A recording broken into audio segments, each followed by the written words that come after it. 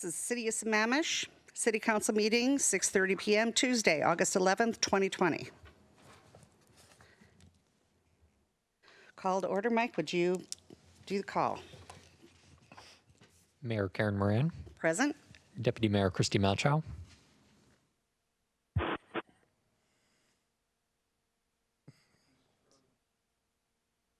She is frozen.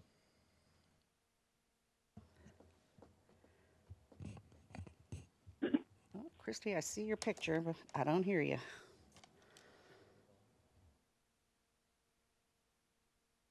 Councilmember Ken Gamblin. Present. Councilmember Jason Ritchie. Here. Councilmember Chris Ross.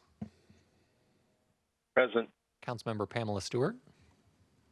Here. Councilmember Kent Treen. Present. I believe we have Deputy Mayor with us now. Deputy Mayor, are you with us?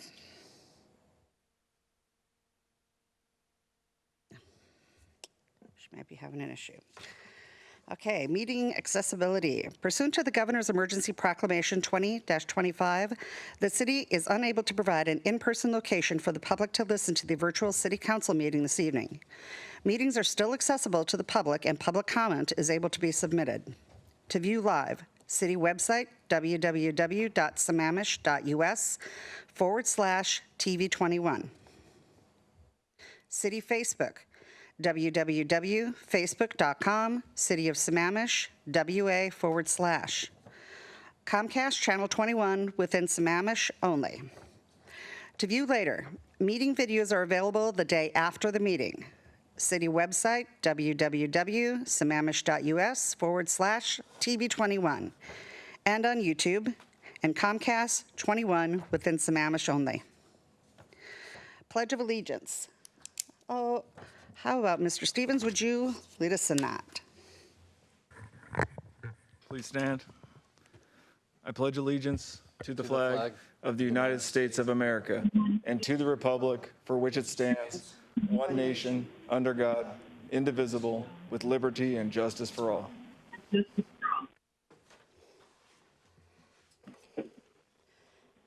Excellent. Okay, first up we have emergency management. Mr. Andrew. Mr. Andrew.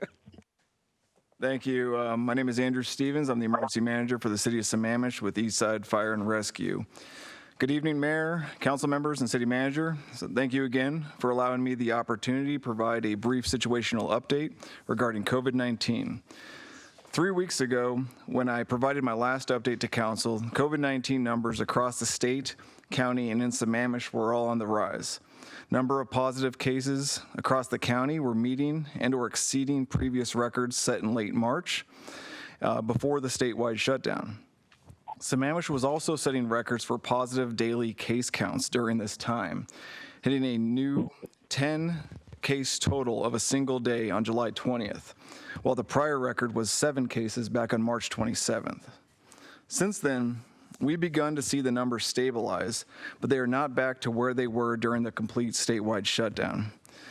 From July 27th to August 10th, there were 32 new positive cases in Sammamish at a rate of 50 cases per 100,000 residents. Today, Sammamish is registering at 196 positive cases, an increase of 5 new cases from yesterday, and roughly 10% of our population has been tested. King County has established key indicators for COVID-19 activity, assessing trends in both virus spread, testing capability, and healthcare system readiness to determine the overall risk to the state and county.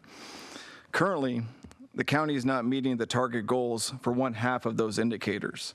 Most notably, to meet the goal set for the total number of cases for the last 14 days per 100,000 residents, the county would need to be 25 cases per 100,000. And King County is currently sitting at 91. And as I mentioned above, Sammamish is sitting at 50. Given these increases, and not just in Washington, but across the nation, where now over 5 million people have contracted the disease and over 165,000 people have died, it is extremely important for everyone to do their part in slowing this virus. We are seeing more and more cases of small family gatherings ending in transmission across households. We're seeing more and more cases of young, asymptomatic people infecting older, more vulnerable family members, colleagues, or friends. And I still see parents turning a blind eye or willfully participating in ignoring rules such as playground or park facility closures. So what example is that demonstrating to the children? At this point in the pandemic, when over 1,000 U.S. citizens are dying each day, I'm not sure what else it will take for the majority of individuals to take this crisis seriously and abide by all of the public health recommendations. However, Sammamish is continuing to promote and assist our residents in doing just that. Following the success of last month's cloth face mask distribution event, where roughly 10,500 masks were provided freely to residents, we've distributed another 11,000 masks, this time partnering with Lake Washington School District, Issaquah School Districts, and Eastside Friends of Seniors. These masks are being distributed to Sammamish families through free lunch programs, through school registration packets, and home care packages delivered to our most vulnerable residents. On top of that, the city has rolled out its small business grant program, providing over $250,000 to businesses affected by COVID-19. This application period closes on August 20th, and more information can be found on the city's website. Lastly, I would like to thank all the residents and businesses in Sammamish who are doing their part to stop this outbreak. The majority of people I see when out in town are complying with the public health recommendations. They are wearing masks, socially distancing from others, and practicing strong environmental hygiene. And I do understand the reality of COVID fatigue, but continuing to stay in the course is so very important to eventually winning this fight. So thank you. I'd be happy to answer any questions.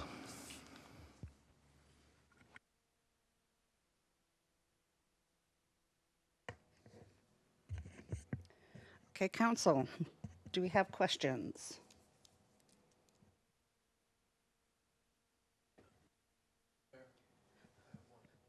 Okay. Councilmember Gamlin. So Andrew, can you speak to whether the new ordinance on the dock, whether you've seen or been informed on whether that's had any impact on the gatherings down at Pine Lake? Yes, I actually will. I believe Sergeant Christine Elias is on tonight. I'm going to refer to her, ask her to be able to stand in and speak to that specifically. That ordinance has been out, and I know that police is now rolling out some new initiatives to help enforce that as well. Okay, thanks. Hi, this is Christine Elias here. Good evening, council members. We are actually going to start putting together some overtime teams to focus specifically on the docks. Our calls for service have picked up just due to the summer and other things. And so we do have a presence in the parks consistently every day. We're doing area checks, but we can't be there for any extended period of time. So our chief is having me organize some groups of overtime officers to go out and specifically start enforcing the people on the docks for everyone's safety.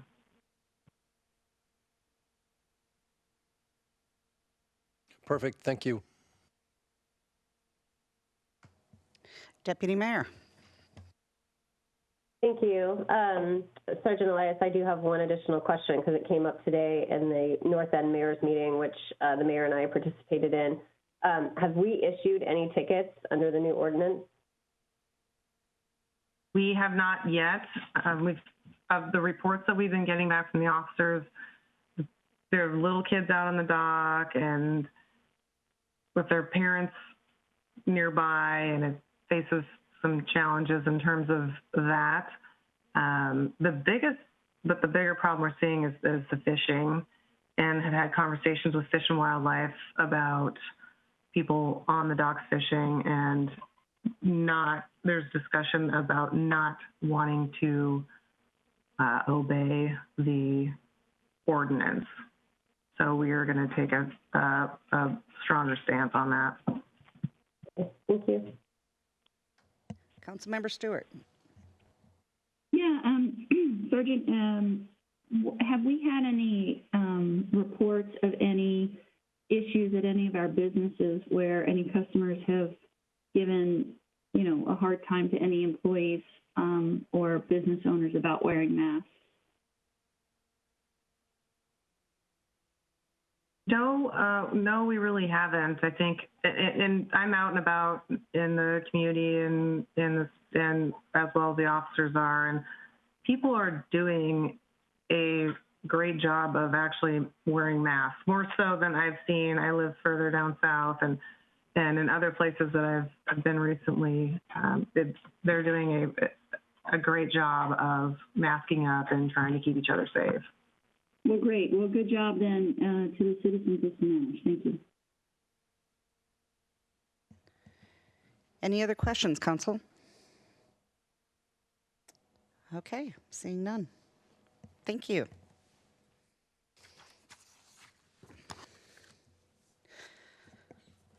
Okay, Council, moving on. I'm looking for approval of the agenda.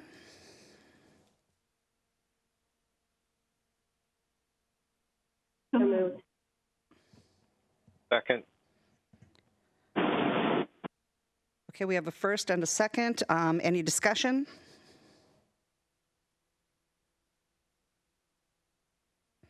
Hearing none, and being able to see everybody.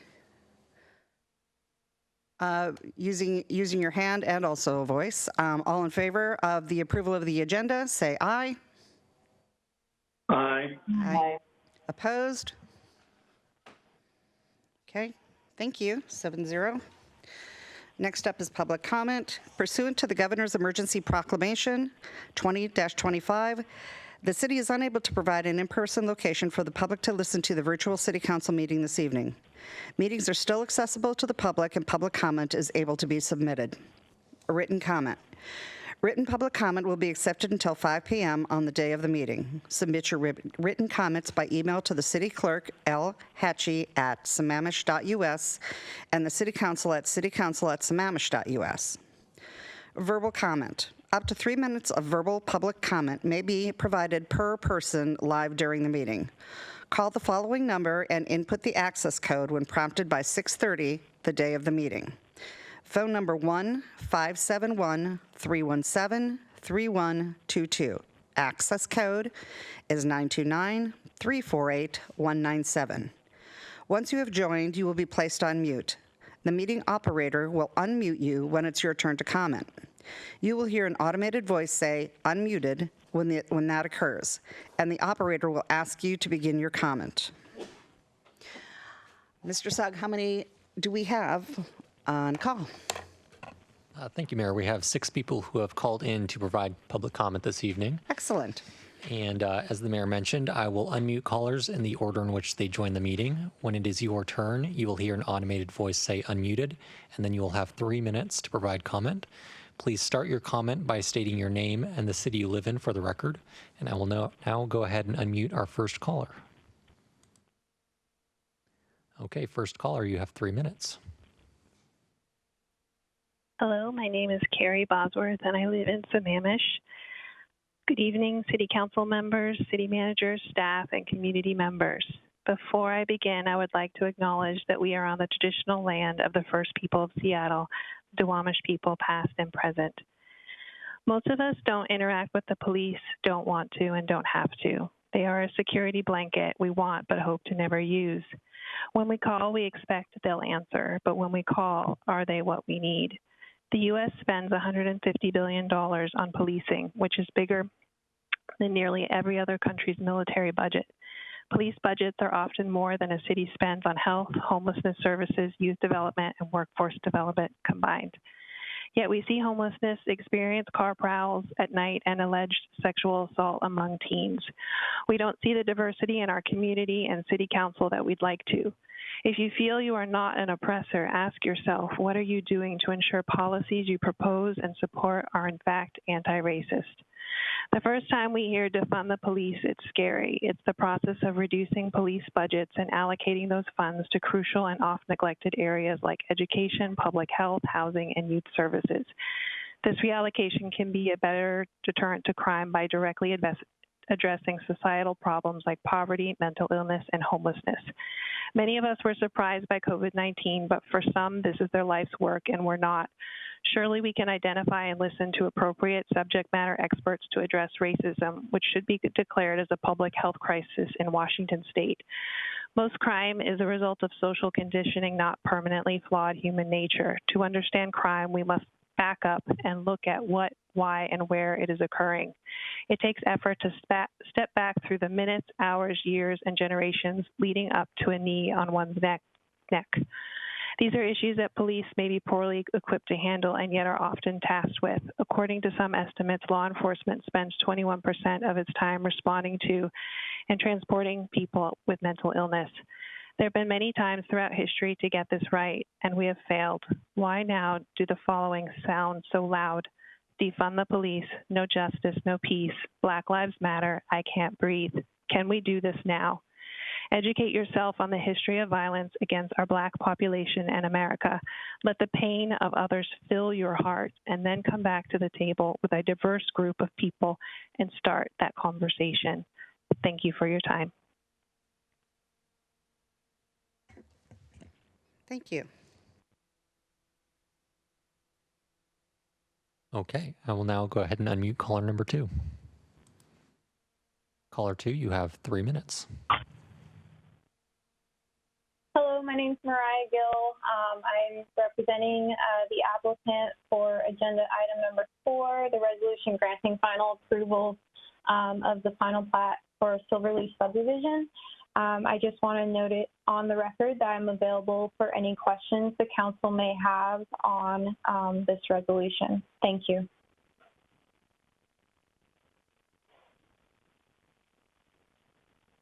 Excellent. Thank you. All right, moving on to caller number 3. All right, caller number 3, you have 3 minutes. Good evening, Mayor. Good evening, council members. My name is Aaron Lang. I am a resident of the city of Bellevue and actually appreciate your public service, having just wrapped up 8.5 years on our planning commission.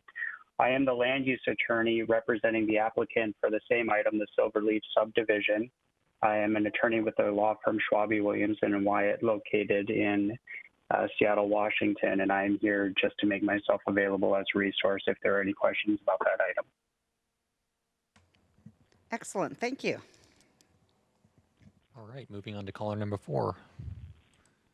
Caller 4, you have 3 minutes. Hi, my name is Mary Wichter, Honorable Counsel. I've lived in Sammamish 20 years, and I should have a PowerPoint to speak with.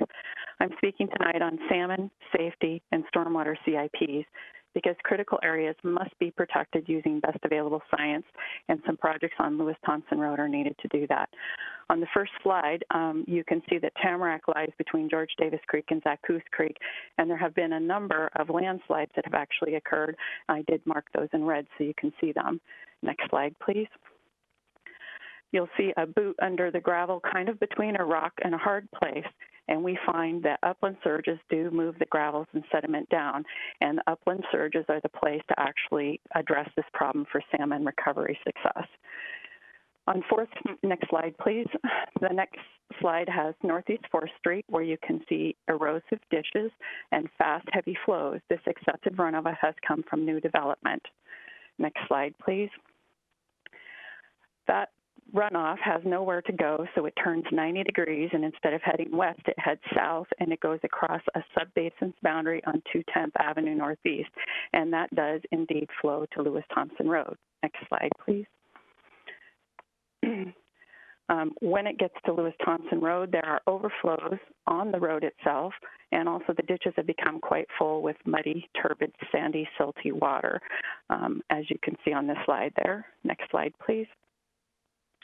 The important thing about this, it's a video which I emailed to council, but on the still pictures where the orange boxes are, you can see the culvert is full on both sides, the stormwater flows across, and the amazing thing is this was only an inch rainstorm. The next day actually had an inch and a half, so this was going to have even more the next day. Next slide, please. So that brings me to the fact that safety, which is number one for everybody on council, needs to come first. You can have slippery, slidey roads. people have to brake, which adds pollutants off to the road, which runs to Zaccoose Creek, and you can hydroplane, and in the winter you get ice. Next slide, please. In fact, this runoff overflow started about 2013 when Lewis Thompson was also repaved, and you can see that the ice that appears here, that was 3 days after a storm, because I was out of town, and the street sweeper had come by. I also tested that water in the summertime, and the metals are very high, double what's needed for salmon to survive, and borderline for zinc, for copper and zinc. Next slide, please. This has pretty much all occurred because the city of Sammamish chose to use 1998 stormwater old code until they were forced to stop the 1st of 2017. During that time, the city permitted, depending on how you count them, 28 to 37 new homes, and none of them are required to have flow control because they don't meet the thresholds as their individual projects. So detention is really needed to take flows that are excessive from Tamarack and put them along Lewis Thompson Road instead of shunting them off to Zaccoose Creek. Next slide, please. If the projects are done, and they've been suggested, I sent in 2 written comments today, including 27 people that support Lewis Thompson as projects. You will be able to address the situation and have a successful Zaccoose Creek, which is the new culvert there, and the upland gravels won't continue to move down due to fast storm surges. So the final slide, next slide, is I'd like you to assign the projects on Lewis Thompson Road, put them high priority, and fund them so they can be done as soon as possible. Thank you. Thank you.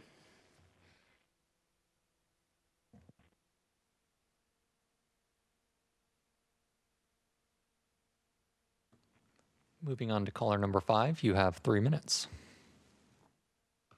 Good evening, City Council. My name is Nicole Meekum. I work with Mariah Gill at the Encompass Engineering and Surveying. I'm also representing the applicant on item number 4, the Silverleaf final plat. Thank you. Great, thank you.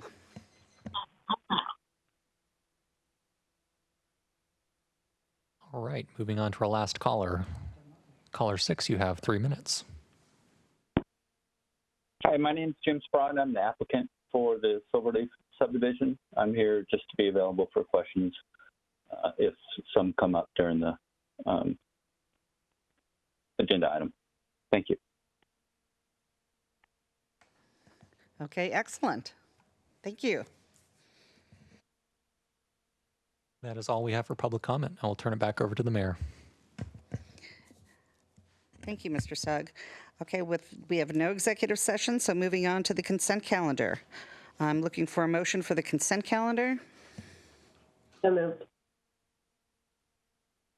I have a first. Second. And a second. Second. Discussion? All right. I'm not seeing any, not hearing any.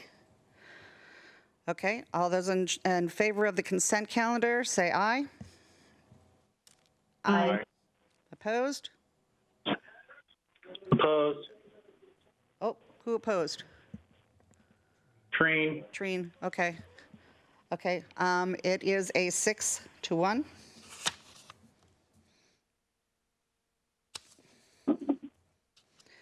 Okay, next up we have got 2 proclamations this evening. And the first one we've got is the suicide prevention. And we have got our council member that is going to read that for us, Mr. Gamlin. That's me. This is the National Suicide Prevention Month proclamation, declaring September as National Suicide Prevention Month in the city of Sammamish. Whereas September is recognized around the United States as National Suicide Prevention Month and is intended to help promote awareness of the prevalence of suicide and prevent suicides, and whereas suicidal thoughts can affect anyone, regardless of age, gender, race, orientation, income level, religion, or background, and whereas, according to the CDC, the age-adjusted suicide rate in the U.S. increased by 33% from 1999 through 2017. and 47,173 people died by suicide in 2019. And whereas, according to the CDC, suicide is the 10th leading cause of death for all ages in the U.S., and in 2016 became the second leading cause of death among people aged 10 to 34. And whereas mental health is as important as physical health, and many people are experiencing increased anxiety and depression during the coronavirus epidemic. And whereas every member of our community should understand that throughout life's struggles, we all need the occasional reminder that we are all silently fighting our own battles. And whereas I encourage all residents to take the time to inquire as to the well-being of their family, friends, and neighbors, and to genuinely convey their appreciation for their existence by any gesture they deem appropriate. And whereas we can all help prevent suicide. Now therefore be it resolved that Mayor Karen Moran, on behalf of the Sammamish City Council, does hereby proclaim that September 2020 will be designated as Suicide Prevention Month in the city of Sammamish. Thank you, Councilmember. The next proclamation is the Emergency Preparedness Month for September, and that will be read by Andrew Stevens. Thank you, Mayor.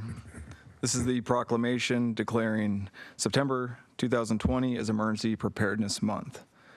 Whereas the COVID-19 pandemic has highlighted the importance of individual, family, and business readiness and community resiliency, and whereas Emergency Preparedness Month creates an important opportunity for every resident of Sammamish to prepare their homes, businesses, and communities for any type of emergency, including natural and human-caused disasters, and whereas investing in the preparedness of ourselves, our families, businesses, and communities can reduce fatalities and economic devastation in our community, and whereas the City of Sammamish, private businesses, and volunteer agencies are working to increase public activities in preparing for emergencies and to educate individuals on how to take action, and whereas emergency preparedness is a responsibility of every citizen of Sammamish, and all citizens are urged to make preparedness a priority and work together as a team to ensure that individuals,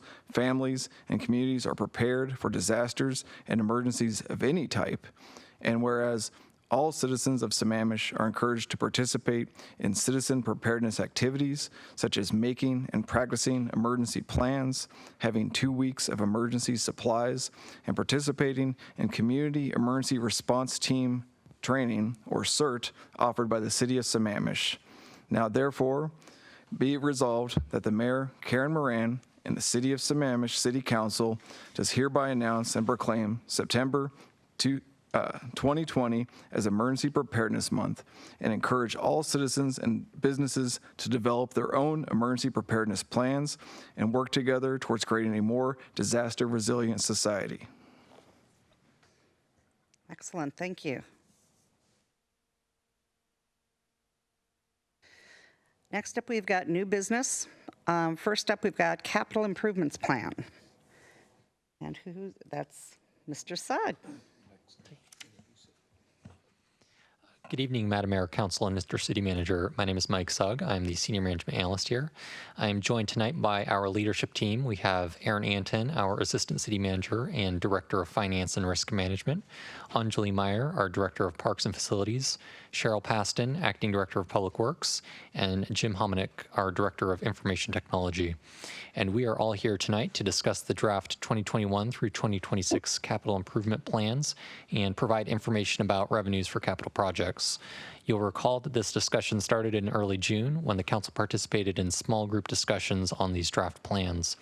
Our focus this evening will be on the capital projects taking place in the next biennium, so looking at 21 and 22 specifically. And the goal of the discussion is to answer questions and gain an understanding of which projects council would like to see in the upcoming budget. And before we kick it over to Aaron, I believe the city manager has a few things he would like to add. Thank you, Mike. Council members, I'd like to start this meeting off with outlining certain parameters that I'd like to keep in mind as we outline the many proposed CIP projects for the biennial budget of 2021-2022. First, while very experienced in budget development and execution, I am not completely familiar with how the city and the council has developed the budgets of the past, and I want to engage with the council so that I understand clearly how you wish to see projects prioritized and funded. That's why we presented them to you in those 2s and 3s, and how we are again setting out a bit of a refined budget presentation this evening for these capital projects. That said, I have my processes of developing budgets and vetting projects and budgets too, and will engage with you so that we ensure that we are clear on what monies we have available, what monies are restricted to certain types of projects and or categories, and where we may lack funding on projects that you may see as priorities, and then how we can go about allocating, finding, or prioritizing the funding for those unfunded or underfunded projects. Tonight, we're not going to make any hard and fast decisions. You are indicating to me and the staff where your priorities are for those capital projects. Staff and I will then come up with options, and I will develop a budget proposal for September for you to further review and modify to your liking. This is a process, an ongoing process, until the final budget is submitted to you by the October or end of September. On August 18th, we'll provide you an overview of the 2019 and 2020 operational budget and what was generally forecast for the 2021 and 2022 budget, and what decisions I've had to make to get us back to a balanced budget. It is then that we will discuss any operational deficiencies or surface level reductions that the City Council should be appraised of so that decisions can be made. But that's not this evening. Tonight, it's about the projects and the related funding or lack of funding that might be available for those projects. So, Mike, I'm going to give it back over to you. And Aaron. Now we'll go to Aaron, who will walk us through the capital funding estimate table that was attached to Exhibit 1 in the packet tonight. Aaron? Sure. So I'm just going to go over that table just pretty briefly here so we can get the majority of our meeting time focused on the project that are included. So from a summary standpoint, this is just looking at the capital revenues only. So it's taking a look at the General Capital Improvement Fund. That's fund number 301.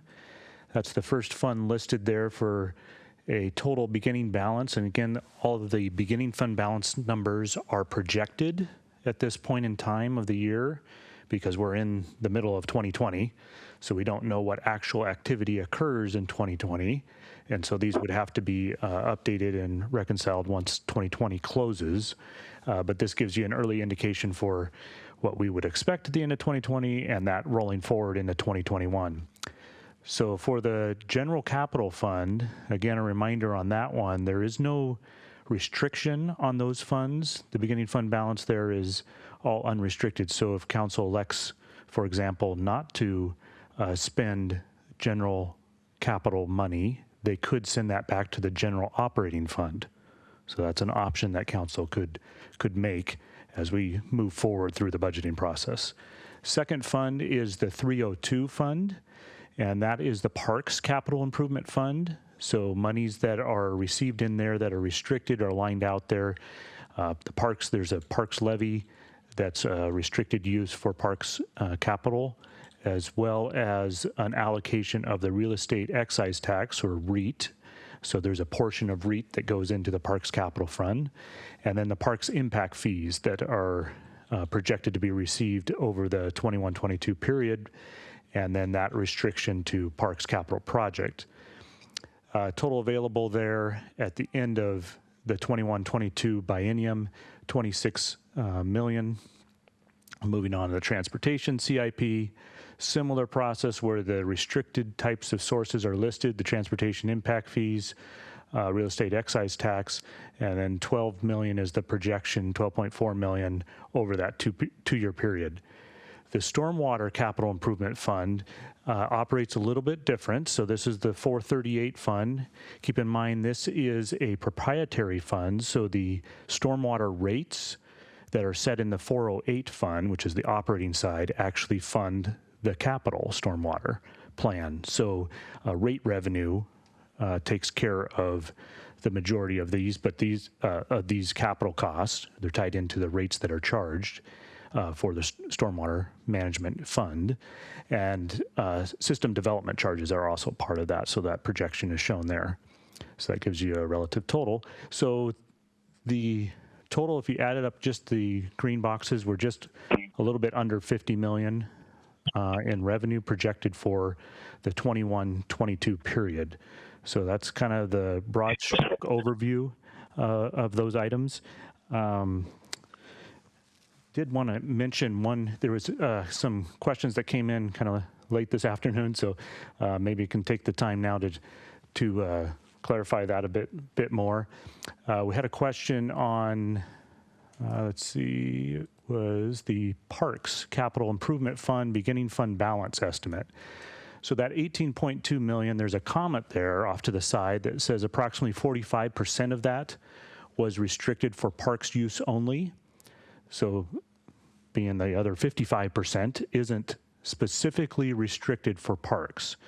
So of that beginning fund balance piece, this is funding from prior years that would have come from the general fund into the Parks Capital Fund, so it's unrestricted. If it remains unrestricted at the end of 2020, it could be reallocated for another purpose. So that's that portion of that beginning fund balance. So again, keeping in mind that's still an estimate, but that's how that would work. Let's see. Oh yeah, if there's questions, just open up the question. The next question was, what can the general government CIP fund be used for? Oh, okay. So general CIP, I think we kind of covered that already. Basically, it's general capital that's reserved in that 301 fund. So it's more broad in nature than transportation or parks. So there's no impact fee, for example, that's specifically for general capital. So we're not tracking that. The fund balance just stays at a broader general level. It is identified for capital, but if council elects not to choose a capital project, they could move it back into operating, for example. The third question was, what is the expected ending general fund balance? Oh, so this one is, so that's not on this spreadsheet that's in front of you. So as a reminder from, we have to roll back to last year. So council budgeted the 2020 ending fund balance for all funds, and that was that 38 million number. Of that, in the general operating fund was around 16 million. And keep in mind that council also has an adopted strategic reserve policy of 10% of the general operating fund. So that 16 million fund balance less the strategic reserve, which is about 4.4 million, you have around 12 million that's not part of the strategic reserve, that would be part of the general operating fund. So that's fund number 001. So that's the amount that's adopted in council's current 2020 budget. If that is unspent in 2020, then it would roll forward. In the accounting sense, it would roll forward into the general operating fund for 2021. But if council wants to make a different choice with that portion that's above the strategic reserve, they're free to do so as part of the budget process. Okay, I have a couple questions here. People who have questions in the chat box. So, okay. Councilmember Ross. Okay, I'm just going to state some conclusions from the data, and you can nod yes or no or state yes or no. Number one, we have about 42.4 million of revenue sources on this page. I guess you round up pretty aggressively to get to 50 million, but 42.4. The restricted funds to parks only, it only can be used for parks, was about 9.7 million of that 42 million. Transportation projects is 6 million, so that's 15 of the 42. And then what could be, the REIT is around 12.8 million. That could be used for either parks or transportation. That's 12.8 million of the 42. And finally, the other is 13.9, other unrestricted, plus 12 million in the general fund. That gives you 25 million in the general fund, if I understand the numbers. And on the general fund amount of about 25 million, taking, if you took this other into the general fund, or you take this other into transportation, parks, or facilities projects, correct? Yes, you have those options. So we have anywhere from 12 million to 25 million in our general fund reserve, but likely we would not move the other to the general fund. We would use that for parks, facilities, or transportation. Right, that's been the pattern, is that council elects to make the capital investments during the budget process. Right, and then the parks, okay, and so then if I also we'll reach one more conclusion. Parks and transportation REIT is 12.8 plus another 14 for other, so that's 26 million. We can decide whether to use it for any of those parks or transportation or facilities. Or just parks or transportation is 12.8. The other 14 million can be used for any of those CIP projects. Yes, REIT can be used for either the parks or the transportation, if I'm hearing your question right on the REIT. Yeah. Yep. Right. That's a current council policy to split it half into each fund. That's not a state restriction, that's a council policy. The state does restrict generally the types of capital uses, so we do have to check in on the actual wording from the RCW on real estate excise tax, but generally capital uses in transportation and parks would qualify. Okay, thank you. Deputy Mayor? Aaron, you had stated that council has a strategic reserve policy. So obviously then it can be adjusted, but my first question is, what are we required to have, if anything, as a reserve policy by percentage? There's no requirement. Okay, and then what is the common practice with other cities? Do other cities traditionally have 10%, where I'm not sure how long that's been in place? And I'm not trying to say that not having a reserve is obviously a good thing. I'm just trying to figure out if 10% is the right number, considering some of the ending fund balances that we're going to look at here later. Sure. Yeah, the 10% strategic reserve has been in place quite a while here. For other jurisdictions, they tend to look at GFOA best practice recommendations, which is around a 17 to 23% reserve. My recollection of when Sammamish last looked at that level and decided on the 10% was based on the volatility of the revenue sources. So since Sammamish is primarily stable with property tax revenue, not as volatile in our reliance on sales tax revenue, then the level of reserves was determined to be a little bit lower than the required Government Finance Officers Association is GFOA, than the GFOA best practice. But other cities with different revenue profiles can make different reserve level decisions that are based on their unique profiles that they have in place. Okay, perfect. Thank you.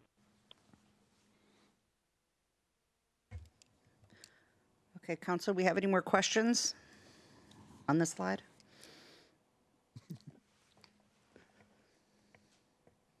I'll go ahead and turn it back over to Mike then. Okay. I only had the one slide. I'm sorry. Oh, okay. Councilmember Stewart? Sorry, I was slow to hit my button there. Sorry about that. I did want to ask, I see that you were showing the interest on here for these particular funds. There's no interest shown for the general fund up there, but I'm assuming it's going to be in the sort of 20 to 40, somewhere between $20,000 and $40,000. And is that just for that 2-year period in these particular funds? Yeah, so interest that is actually forecasted on all of our funds. So we pool the interest across all of the city's 12 funds and invest in total, and then allocate it based on the cash balances of the funds. So that's how the interest goes back to the funds. So the 301 fund, there's uncertainty on whether that balance is going to remain in the fund. If we use it and it's allocated towards a particular project, then it goes away. If it's not used and returned back to operations, then it would go away as well. So there would be no interest allocated to it for the 21-22 period. If that changes as we move through, then we would allocate interest to it.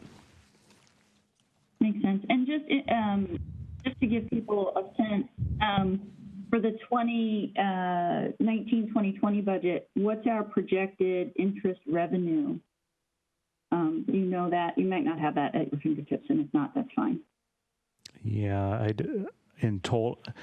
don't know what it is just for these funds. It's probably pretty consistent. I don't think that we're projecting any large increases in interest earnings over this period for 21. Okay. 22. Great, thank you. Yep.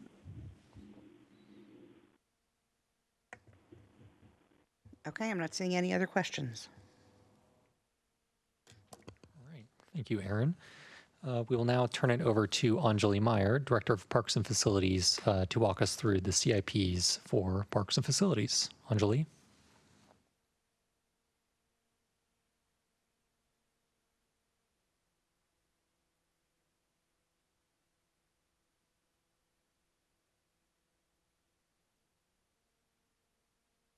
Anjali, are you with us?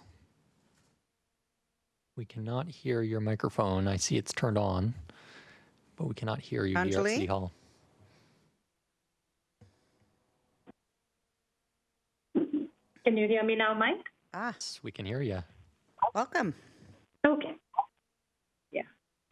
Sorry about that. So, and can you see my screen as yet? Yes, we can. Okay, perfect. Okay, good evening, Mayor, City Council, Mr. City Manager. This is Anjali Meyer, Director of Parks, Recreation and Facilities, and I have two CIPs that I will provide a brief summary for. First, we look at the Parks CIP.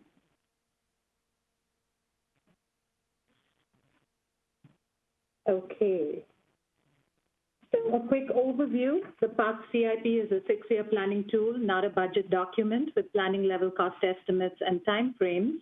And our Parks CIP is divided into 3 project categories. You have projects that are in renovation and development, such as design and construction projects, park planning projects such as master plans, and other park CIP projects like land acquisition or more general projects for which actual sites have not yet been determined. Sources of park CIP funding. The biggest source of revenue for the park CIP is the real estate excise tax. As Aaron mentioned, 0.25% is allocated to parks and can be used for any CIP projects as well as acquisitions. Park impact fees, on the other hand, are only a result of new development and can also be used only for new and expanded facilities, not for repair and replacement of existing facilities. They also expire at the end of 10 years. And then we have the King County levy funding, and that's estimated at roughly $240,000 a year and can be used for any capital project, and that's for the next 6 years. And then we have other smaller sources, such as transfers from general fund when needed, interest earned on some of these funding sources, grant funding, if and when applicable, and then a small amount from the King County TDR program. So your packet materials have the 2-page Park CIP, and the second page has at the bottom what I'm sharing on my screen right now, which is basically a summary of the projected expenses over the 6-year period, as well as the projected revenues. So as you can see, the Park CIP is, for the most part, balanced. We show a positive fund balance through the end of 2025. And then in 26, we have a negative balance of about $2.7 million, and that is given that we would complete every project and spend all the contingencies that we are showing in the 6-year CIP. As for priorities, the Pro Plan identified key project recommendations of acquisition, trail connections, sports field enhancements, ADA enhancements, and wayfinding and signage. We were asked to prioritize each of the projects shown in the CIP, and for consistency, we have left the priorities as shown in the adopted Pro Plan, because that was a result of an extensive public outreach process, and so we thought it would be appropriate to leave those priorities as shown. The Pro Plan also talked about recommendations for athletic fields, and earlier this year we presented to Council the findings of the athletic field study as well. And that showed an immediate need for fields in the northern part of the city, as we have less fields in total in the northern half when compared to the south. So the ask was for 2 additional baseball fields in the northern half of the city, 2 multi-purpose synthetic fields with lights, as well as upgrading 5 ball fields in fields to synthetic turf, both at the north and south end of the city. Councilmember Ross, do you have a question?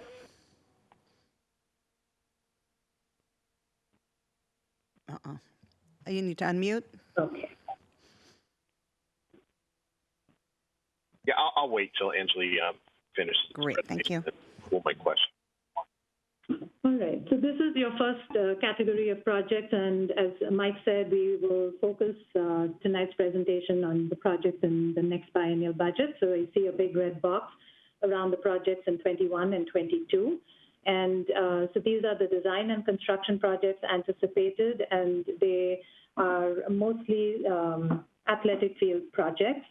The first is the Inglewood Middle School synthetic turf and field overlay. And the layout you see at the right end of the slide was approved by our Parks Commission earlier this year. And it is to convert the existing football field to synthetic turf and add a second multi-purpose field with synthetic turf and lights. And the district's contribution in this is the land and obviously the parking. And they will also pay for the track improvements. For this, we would need to amend the ILA. The amount for this project, including all soft costs and taxes and overheads, is estimated at about $9.8 million. And, you know, we would be happy to take back whatever council would like and negotiated in the ILA to make this worthwhile for the city. And for your reference, shown on this slide is what the Park CIP has had for a long time, which is just to convert the existing football field to synthetic turf with lights and improve the track. And what this option would do is would not let us have that second multi-use field. We could come back at a later date and grow the partnership with the Lake Washington School District to improve the softball field and the baseball field. But without combining them at this time, it wouldn't be an option at a future date. This option is less expensive and would be $4.8 million. What is in your Parks CIP right now is the $9.8 million, the first option.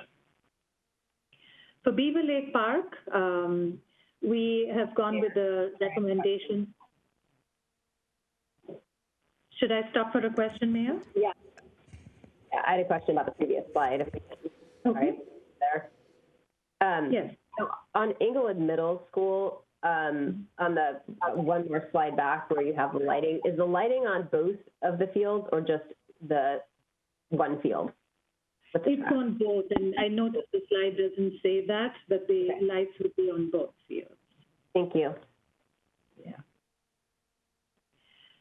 So with Beaver Lake, the athletic field study recommended, it looked at increasing capacity with cost efficiency. So what it proposed for Beaver Lake Park was to improve the infield to synthetic turf and put in new backstops, make improvements to the irrigation in the outfield and some improvements to the fencing. And this would cost in the neighborhoods of $2 million, again, for hard and soft costs, so construction and design costs. And we would get to the design of this more in 2022. So, we would get far ahead with Inglewood before we turn our attention to Beaver Lake Park. And the alternate option for your reference is the master plan, and what that had proposed, this was adopted in 2010, and that had proposed shrinking the size of the outfields and reorienting the 3 existing ball fields, so bringing them down to a size of Little League, and that would make room for a 4th multi-use field, and with synthetic turf and lights. So this would obviously add hundreds of hours of play. It is a far more expensive option. So to gain the 4th field and to build this layout would be a roughly $10 million cost.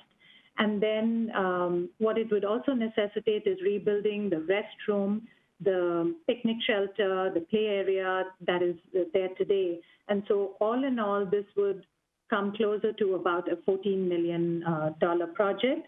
We would also have to move the entry into the parking lot to a little south to make room for this 4th field. So that's one additional reason why the costs are so high. So again, a great option. It would be the only synthetic turf field on park property, but it does come with a big cost. And so for now, the CIP estimates the $2 million shown in the previous option.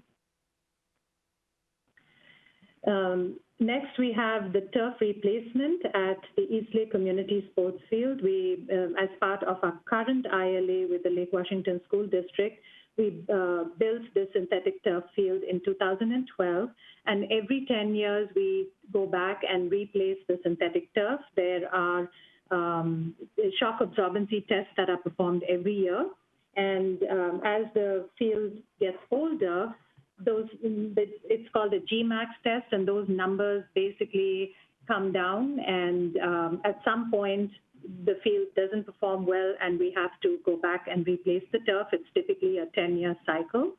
So that's the $1.68 million that is allocated in the CIP. And then we have East Samish. Oops, Councilmember Stewart, did you have a question later? Okay. I did, but you can I didn't want to interrupt. Go ahead. Okay. So with East Sammamish Park, we have, again, a rehab to the baseball fields, and it's similar to what's proposed at Beaver Lake Park, where we would go in and improve the infields to synthetic turf. That also saves a lot of time, 5 to 6 hours a week, and prepping the fields for games. So we would convert that to synthetic turf, and we would have new backstops. And the proposal for this is about $1.2 million for these 2 fields. And I think, again, we have the design in 22, and we would construct it in the next biennial budget cycle. So with that, that is the list for renovation and development projects. There's nothing else in the 21-22 budget. Moving on to park planning projects, we have a continuation of the wayfinding signage effort that we have started, and most of that work is being done in-house.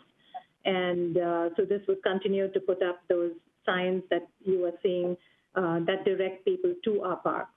And then we have a funding of $275,000 to complete a master plan for recently acquired Beaton Hill Park, as well as the future donation of Parcel C or Big Rock Park South, both shown in the red boxes on this slide. And then we have the list of other CIP projects. Here, the biggest amount is for land acquisition at $1 million a year for the next 2 years, as well as funding for trail projects and a capital replacement program, and the ADA transition plan. For land acquisition, this is a result of the land acquisition program that Council adopted in 2017, and the focus is for passive land for preservation. And so it's really the focus is for preserving tree canopy, protecting stream corridors, trail connections, and increasing waterfront access. And we, just wanted to use this checkpoint to share that we'd have roughly 35 acres of land acquired since 2018 by the end of this year. Now, only 10 of those could be used to active use, and the Beaton Hill Park is the parcel that can be used for active use. And then another piece of information is that the Pro Plan says that by 2035, we would need a total of 60 additional acres of active parkland to maintain the level of service that we currently have. So they are, both call for land acquisition, but slightly different priorities. The land acquisition program was really focused on preserving tree canopy and passive land, and the Pro Plan numbers are related to level of service for active land, active use. That brings me to the end of the presentation for the Park CIP. I'm happy to take questions. We're going to go backwards and grab some of these questions, and we're going to go back and start with Councilmember Ross. Thanks. Just a linkage, the handoff between the first chart and the summary you provided. The beginning balance on the summary provided by Aaron said 18,236 as the beginning balance, and your chart is showing 18,316. Shouldn't they be the same? Is that just something you just didn't get coordinated, or you had different timing and numbers? Yeah, something we probably didn't fully coordinate, but they're close enough, because how it works is that, we're doing our best to project 2020 expenditures. Right. And the only thing I care about is they should be the same. Is that fair to say? Yes. To be consistent in the chart. The other part that I also noticed, I asked a question is, you showed potential grants, and 50,000, I believe, is the number. And Aaron didn't reflect that. Is there a reason we decided to put it in the matrix summary versus the initial high-level summary, or is it just another item that hasn't been coordinated yet? So we just put that in there to show, it is our intent to apply for grants. We don't have specific grants we've identified or applied for. So it's probably, it's more a guesstimate really at this point. So probably not. Okay, so isn't your policy, though, isn't the policy that was shared with us that you don't, for conservatism, you don't put the grants in until you actually get them? And so I would postulate that Aaron's summary is a conservative approach, and that we should probably not be showing grants expected when we haven't secured them yet. Is that a fair statement? Yes, it's a fair. Okay. The other part, when we talked about, I saw the Beaver Lake and Inglewood, and both are lighted facilities with AstroTurf. Fair? True? Correct. Okay.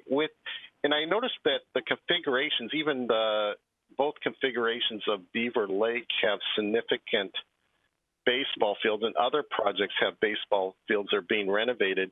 Are we over providing or supplying baseball fields in our community, or is there a demand that matches the plans that you're showing with respect to baseball versus soccer and other activity mix?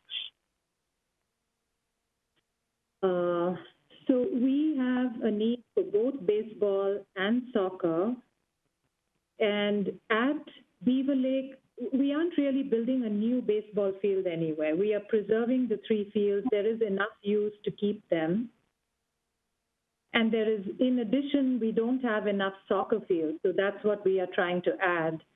And that's why we have the proposal in the master plan at Beaver Lake Park. And that's how Inglewood would give us the use of up to 2 more fields. It would add capacity to our system. Right, and so that gets back to demand. If we had the Plan B of Beaver Lake with smaller Little League fields, does that still match the capacity requirements of our community, or are we going to be having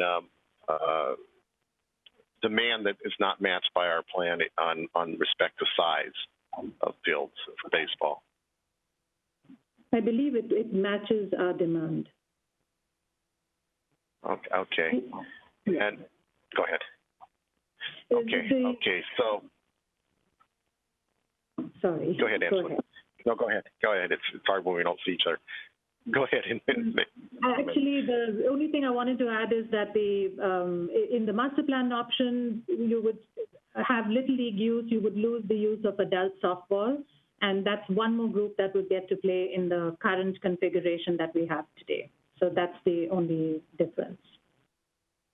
So I'm now thinking in terms of Inglewood and what capacities we're gaining there with the conflicts with the school itself. So we don't have free reign on those facilities. And are we not fully maximizing our field utilization for Sammamish by leaning more towards Inglewood and leaning less on Beaver Lake Park, which we have full use and control over, scheduling, et cetera? Yeah, so, that's a good question, and we did talk about it during the athletic field study. So generally, our fields are not reserved until kids are out of school. And when they're out of school, the use is more in the high school, we don't get as much use because they have quite a lot of competitive play after school hours. That is not so much the case at the middle school is what we were given to understand. So we would have more usage of those fields and after school hours and on weekends. Okay, then final question with respect to an ILA with the school. They supply the land, we supply the capital improvements, but if we weren't their partner, they would have to do something with their fields under their checkbook. Mm-hmm. So is there some middle ground, so to speak, where we're providing a premium surface and lighting configuration for them, and should there be some sharing of costs in the capital improvement in addition to the land it sits on?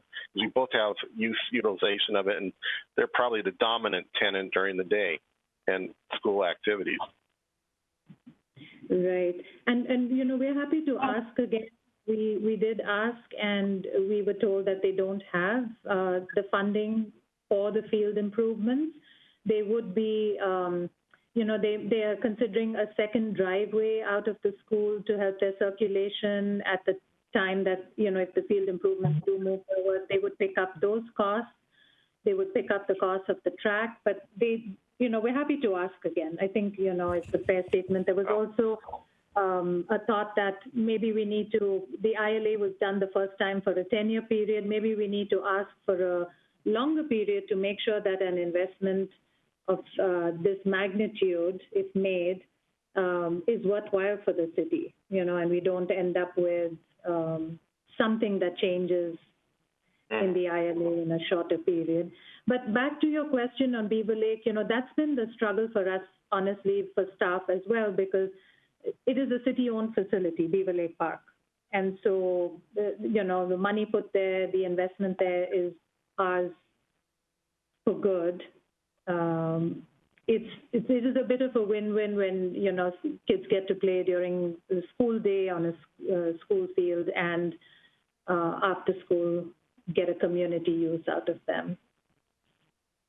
Well, okay, so I'll just leave you with this. The school's lack of funding for sharing in capital costs is no good reason for us to give it for nothing. So I think as we go through the ILA, we make sure that we get some real solid scheduling preferences and commitments that is favorable to Sammamish community. Okay. Thank you, Ange. Okay. Mayor, members of council, Angelina and I have talked about this. It's my experience that your ILA should be significantly greater than 10 years for the capital investment that the city is making. Those capital investments are sufficient, are significant, and should go longer than 10 years. Especially, it's very common for schools to say they don't have the funding. Their priorities are set other places. You should be getting at least 15 to 20-year joint use agreements.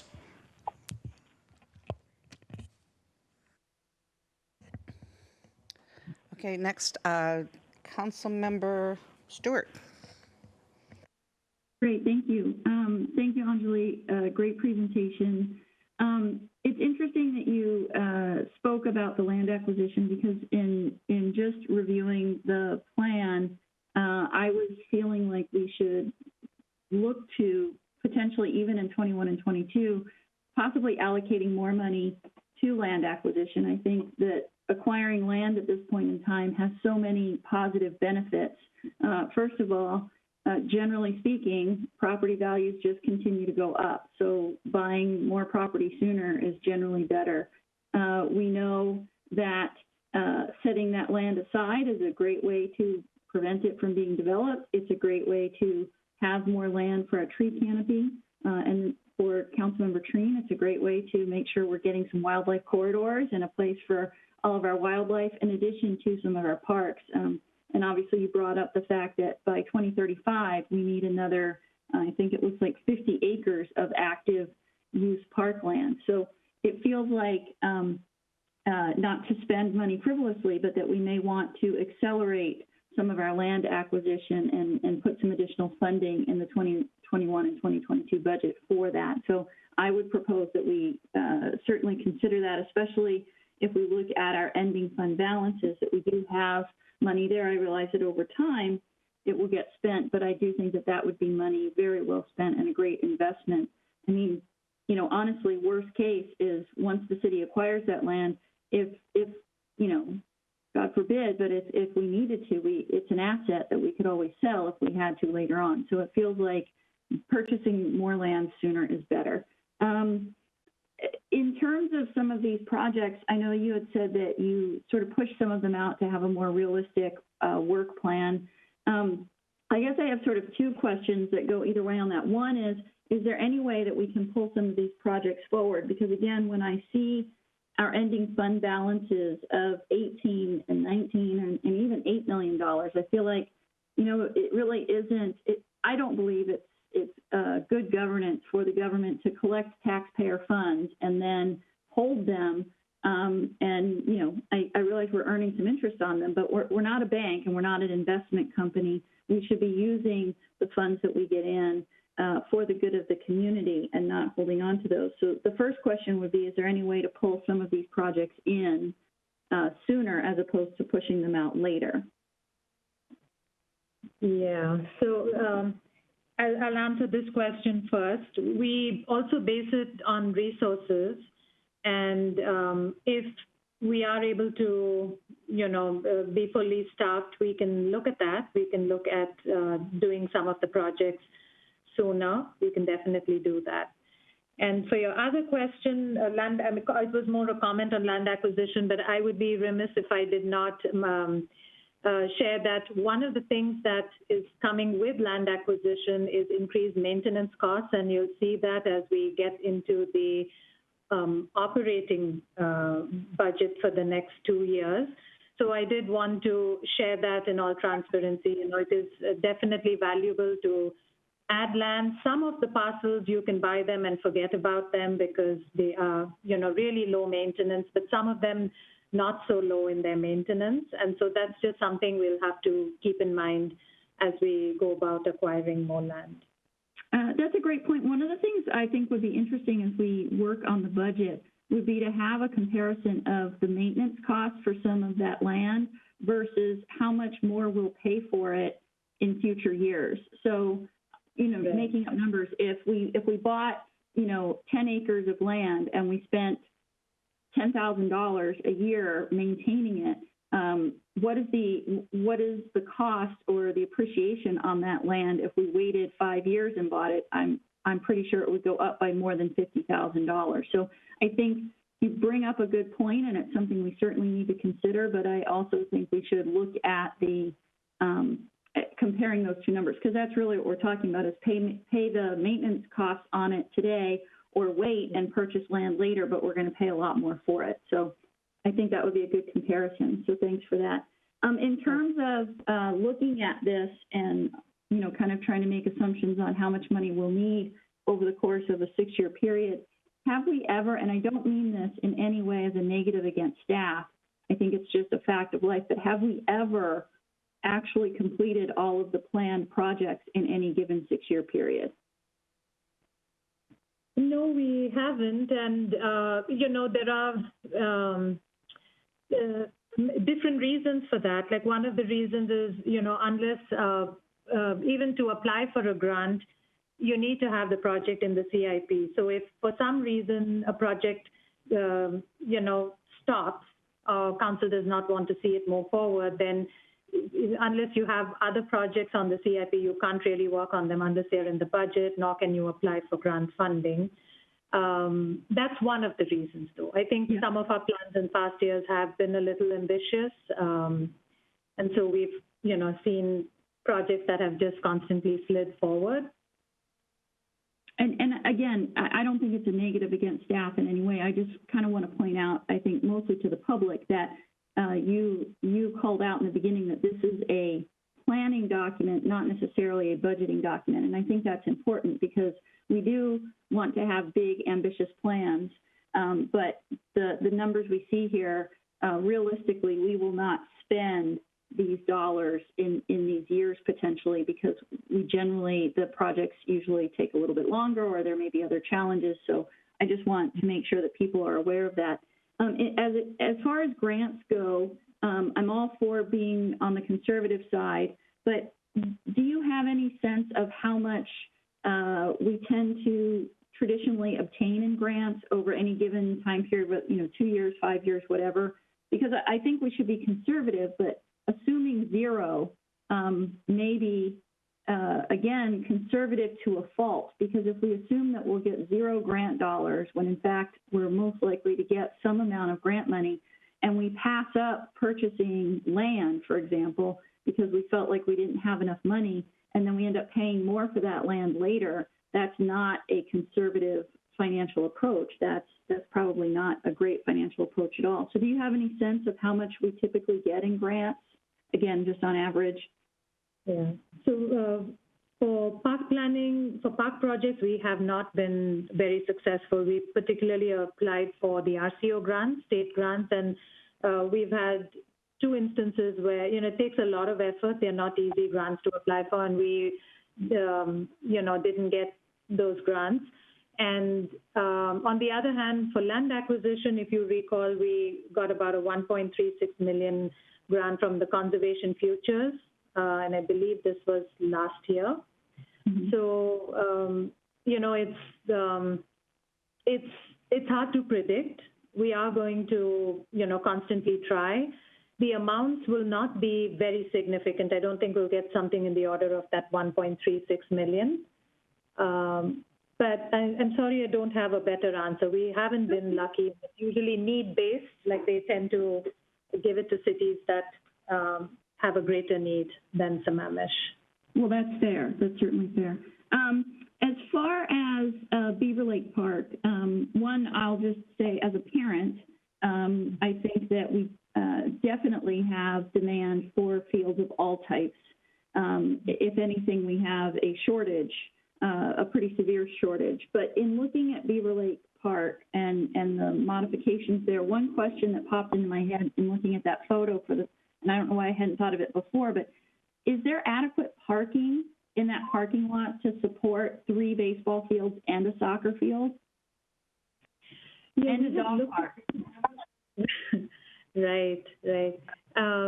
So we had looked at that at the time of the master plan. I don't have the exact number. It was like 127 cars or something. But there is, as part of that plan, increasing the efficiency. If as you know, that is a very generous sized parking lot. These days we build them more compact. So we had added, I think, a whole row of parking within that same footprint and proposed in the master plan. And then it's actually the master plan that had looked at the back and angle parking along, 244th? And that's what built ahead of the park improvements. Yeah, that's great. That parking has been really, really great. A couple more things. One, I would like to see us move up some of the work at Blackwell. I think we talked about that before. That field over at Blackwell is pretty awful. And I think that if there's a way to look at moving that work up, I think that would be exceptional.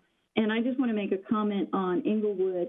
I don't know that we should be looking at, helping to fund building fields at a school as us giving something to the school district. The kids that attend Inglewood Middle School are all Sammamish residents, or 98% are Sammamish residents. And those fields, again, over at Inglewood are in terrible shape. Eastlake Little League has been using them for a long time. Inglewood doesn't have a decent track. That track is horrible.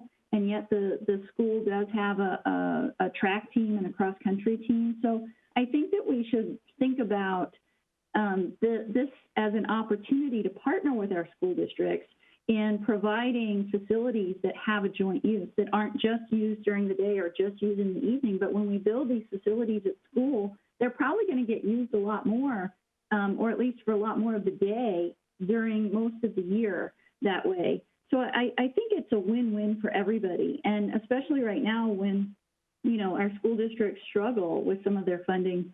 This is a way for us, again, to partner and really help out our school district, but more importantly, help out all of our residents in that. And if you look at like Pine Lake Middle School, they've gotten some new fields and some new facilities, and that's just going to really benefit everyone who attends that school and anyone who lives around there who can use those facilities in the evening. So I see that as a real positive for the community as a whole. I do like what you and the city manager talked about in terms of creating the agreement, is that instead of maybe trying to extract money from our school districts that are strapped for cash, is looking at the terms of use or the time frames for those agreements. And that may be a way to make it feel like we're getting a fair deal for our tax dollars, but to not make it be necessarily feel like we're giving something to a school district. We're giving, building fields is giving something to the community. So I think that is all that I had. But yeah, thank you. This is great. Parks are great. Land for parks is great, and really appreciate all that you do. Thank you. Okay, next we've got Kemp Train. Oh, I think you got me first. You missed me. Well, we're still on first round. Yeah, this is my first round. I can see myself above Kent. Oh, okay, Deputy Mayor. Thank you. I can support it, Christy. So a couple of questions. Relative to our investing at some of the schools that are listed here, I'm curious. First of all, we talked a little bit about the ILA, and my concern is that if we decide to go forth with these projects by adopting them into our biennial budget, and then we retroactively go and negotiate the ILA, we have compromised our position. Mm-hmm. And my question / fear is that when these are at a school, and in the example for Inglewood Middle School, they're providing the land, but we're providing everything else in order to do the construction, is that we don't have, as Councilmember Ross said, we don't have ownership over that scheduling there. And so the city kind of gets the leftovers when the school is completed with their activities that would transpire on those fields. And so for the cost of the investment at $9.8 million, I have a lot of concern for Inglewood Middle School and going forward with a project there with synthetic turf and lights for 2 fields, where if we shifted some of those funds, especially the lighting part, over to Beaver Lake Park, because on the current thing that we have in our packet here, and I know, Anjali, you showed 2 options for Beaver Lake Park, but what we have in our packet here doesn't show lights. And my preference would be to have those fields lit. Now, whether we do the 3-field option with turf and lighting, or whether we do or we add in the additional soccer field, the reality is that that is a prime place for us to put lighting. I think we can all remember what transpired when the city suggested lights go in at Klahani's Park, and the neighbors went nuts. Mm-hmm. And we're going to have the same problem at Blackwell because we have lights listed on here for Blackwell. And I'm not going to support lights being at Blackwell. There's too many houses that border that park or the school and right where that field is that I think it's going to be problematic for us. Where at Beaver Lake Park, there are no houses that border it. It is insulated by trees on every side. So I am fully supportive of lighting fields and maximizing our tax dollars over at that project. And I think you said 3 fields plus soccer field with turf and lights would be 10.2, where we're going to spend 9.8 over Inglewood Middle School, only get 2 fields, and not have full use over those fields. So, I don't know if there's, some way to deconstruct Inglewood Middle School to pull out the lights from there completely. I think, maybe we do some investment over there, but I would much rather see the city lighting fields where, and putting synthetic turf places where we can maximize the use across the city. Because most of these projects, too, where we're putting lights and turf, at least in this go-around, are all in the north end of the city. They're all in the Lake Washington School District at Lake Washington Schools. We've got East Lake, Inglewood, and Blackwell, and we're not doing anything on the south end. And as anybody who has their kids playing in, softball or baseball or soccer, you're married to the district you're in, which means the kids that are on the Issaquah side aren't going to get access to lit fields and turf as we are over on the north end. Now, I know we do have fields at Skyline, and we recently put some turf in over there, but I can't think of any schools on the south end in the Issaquah School District that have anything proposed of this like. I mean, when you talk about awful fields, try playing softball at Sunny Hills Elementary, as my kids did. It's sand, right, which is the same as what you see at Rachel Carson and Blackwell. It's less than ideal. So I guess, I would rather see us try and maximize our dollars with the schools, more equitably across the city so that kids that are on the south end have the opportunity to play on turf fields as well. And they will not have that opportunity if we do it all on the north end in the Lake Washington School District. Let me go through my notes here. Again, the ILA, I think, is important to discuss the ILA before we decide to go forward with that project, because I think we're going to hamstring ourselves otherwise. How much field use will we get on, say, Inglewood, based on the proposed project here, knowing that they'll have their kids using the track? And what are we going to get as far as timing on those fields? I don't have the exact hours. In terms of capacity, though, we would have that football field, you would have the second soccer field, and you would end up with the 2 ball fields that we would have some scheduling ability over. And we can, obviously work with the school district to find out how much of the track gets used and, which parts, therefore, of the, which months or days that we wouldn't be allowed to use the football field. We can come back with that level of specifics. Yeah, I would think that's really important, because the track, knowing what I know, you're not going to be running a track meet while having a soccer game. It's not going to happen. It's one or the other. And so, if those happen to fall in the same season, like the fall, or they happen in the spring with baseball, I just want to make sure that when we're talking about 9.8 at Inglewood Middle School or 10.2 at Beaver Lake, that we're going to maximize for our taxpayers how much use of a field that they can get. And then, do we know at this point, the Issaquah School District is building elementary school number 16 right now, which is the elementary that is on Issaquah Pine Lake Road. Do we know what they're doing there for their fields? Sure, and the Issaquah School District, when Skyline was resurfaced, they amended their ILA and no longer have the city scheduling their fields. So we know less about what they're building, and it still serves our community. It serves our community just as much. It's just that we don't do any more scheduling for those fields. Okay, I was just curious if it was, sand type of thing, or if they were going to have turf or grass there, just out of curiosity. So, okay, I think that was my question / concern. Okay, thank you. Mayor or Council, that's what I wanted to make a mention on that when I was talking with Anjali about these joint use agreements, to remind all the council that Issaquah School District pulled out of the ILAs. And so we wouldn't do that kind of investment because you wouldn't have a chance to get any return on your investment.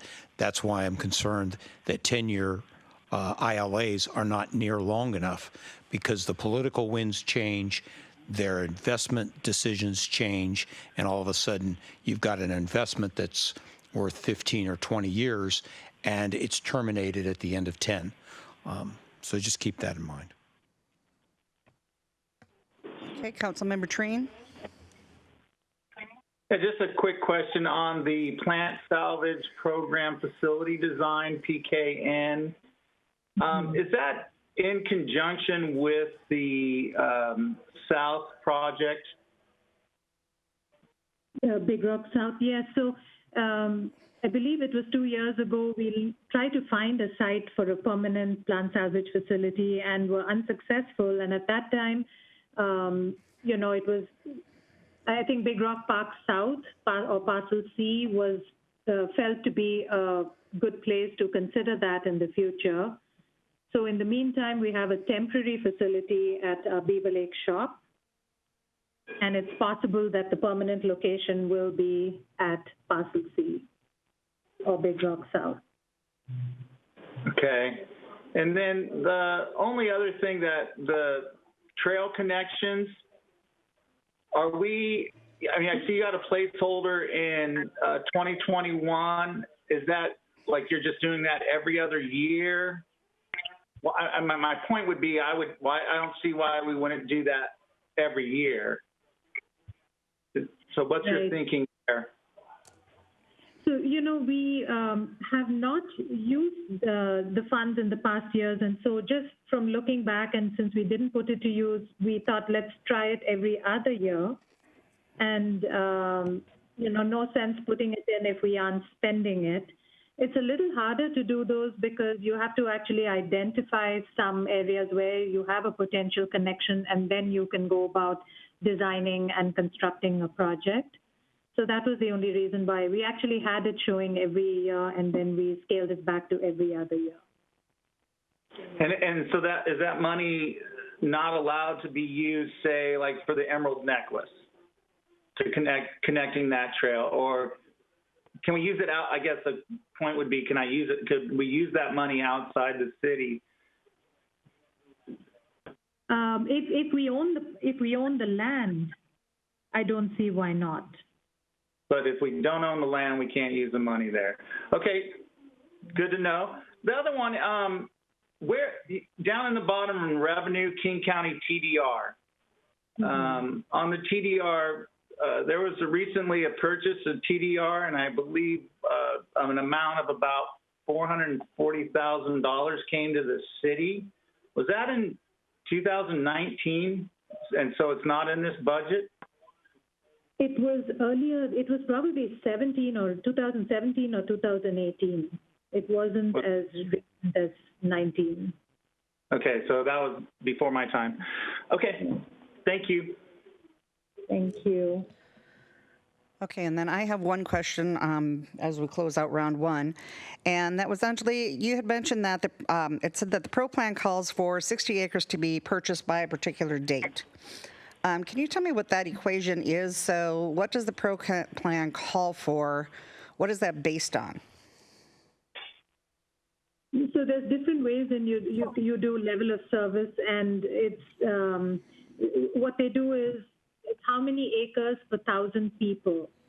And I think what they use, and it's a national standard the NRPA has, and I think it's for a population, they base it on the density of population. And so for Sammamish, I think we have 2,800 people. I don't have the pro plan in front of me, but I think it's per square mile. So we basically, the goal is that we should have 4.5 acres per 1,000 for our population. And so anticipating what the population will be in 2035, the pro plan said we had about 611 acres when we did the pro plan. And so it anticipated we'd need another 60 acres to meet what our population would grow to in 2035. And if you just look at what we've acquired, we've actually done pretty well to have acquired 35 acres out of 60. I'd say we've done really well. The only thing, when you read the fine print, they say that's, to cater to your active use, whereas the goal of the land acquisition, rightfully so, because of all the development, was to acquire more passive land. So I just, wanted to throw that out there to just show how much we have managed to acquire as well. Okay, thank you. And with Inglewood, I just wanted to add that with Inglewood School, that's about 10 acres of land that we would use for fields. That, if we didn't have that, you'd have, if you look for that for parkland, you would be acquiring about 10 acres of land to build fields like Inglewood or any other athletic field. Well, and those fields, I agree with Councilmember Stewart on this, is those fields over at Inglewood, they were crummy when my kids went there, and they're still crummy. There's the same crummy fields. And, so if we could do something to them and have better usage of those fields, that would be great. At the price tag of adding the lights and everything, I also agree that maybe with the price tag with the lights and everything, maybe that should be on city property. But I don't want to just dismiss the idea of upgrading those fields either. Because I do think that anything that we can do to those fields to get better usage out of them is just a win-win for everybody. But that's my opinion. Okay, so next we have in the queue, we've got Councilmember Ross. Yeah, I just wanted to echo some of the comments that I really like to see most of our investment into Beaver Lake and make it the primary facility for our capacity of sports demand. I want to caution ourselves. It shows 2 Little Leagues. How late did Little League players play? And so are we somewhat restricting our use with the light usage? So those things to think about. I don't want to neglect Inglewood at all. I think we need to look at both, but I'd like to see more of our money directed and make Beaver Lake more capacity, higher capacity and volume for our residents. Okay, sure. Councilmember Stewart. Okay, thank you. Okay. Yeah, so I'm not opposed to building out Beaver Lake. As a matter of fact, again, I think more parks are better. There are severe field shortages and have been for years. I did want to clarify, though, I thought that to build out the fields with the soccer field at Beaver Lake, it would be $14 million. Isn't that correct? Right, because you end up, when you reorient the fields, then you lose right now we have a picnic shelter, play area, and restroom, and all those would have to also be demolished as part of the move. Right, so I think what we're looking at is just to make sure that we understand what we're comparing. So Beaver Lake, the full build out there would be 3 Little League fields and a soccer field for roughly $14 million. Inglewood, if we did the full build out, we would get, can you just remind me how many fields we would actually be getting there? You'd get a full-size soccer/lacrosse field or football field, and then you'd get another multi-use field because it's really soccer between a softball field and a baseball field. And to clarify, one more thing is that the adopted master plan only had lights and synthetic turf at the soccer field in Beaver Lake Park. There was an opposition to make all the Little League fields also synthetic turf with lights. So actually, those are just proposed to be grass fields with synthetic infields and no lights. Okay. And didn't Inglewood also include a baseball field or two? Inglewood relocates the existing baseball and softball field, reorients them, so that's how you get the multi-use field between the two fields. I can move up to that slide again if you'd Yeah, if you could do that really quickly. And while you might not have a football game and a track meet at the same time, you would potentially have soccer or football practice and track practice at the same time.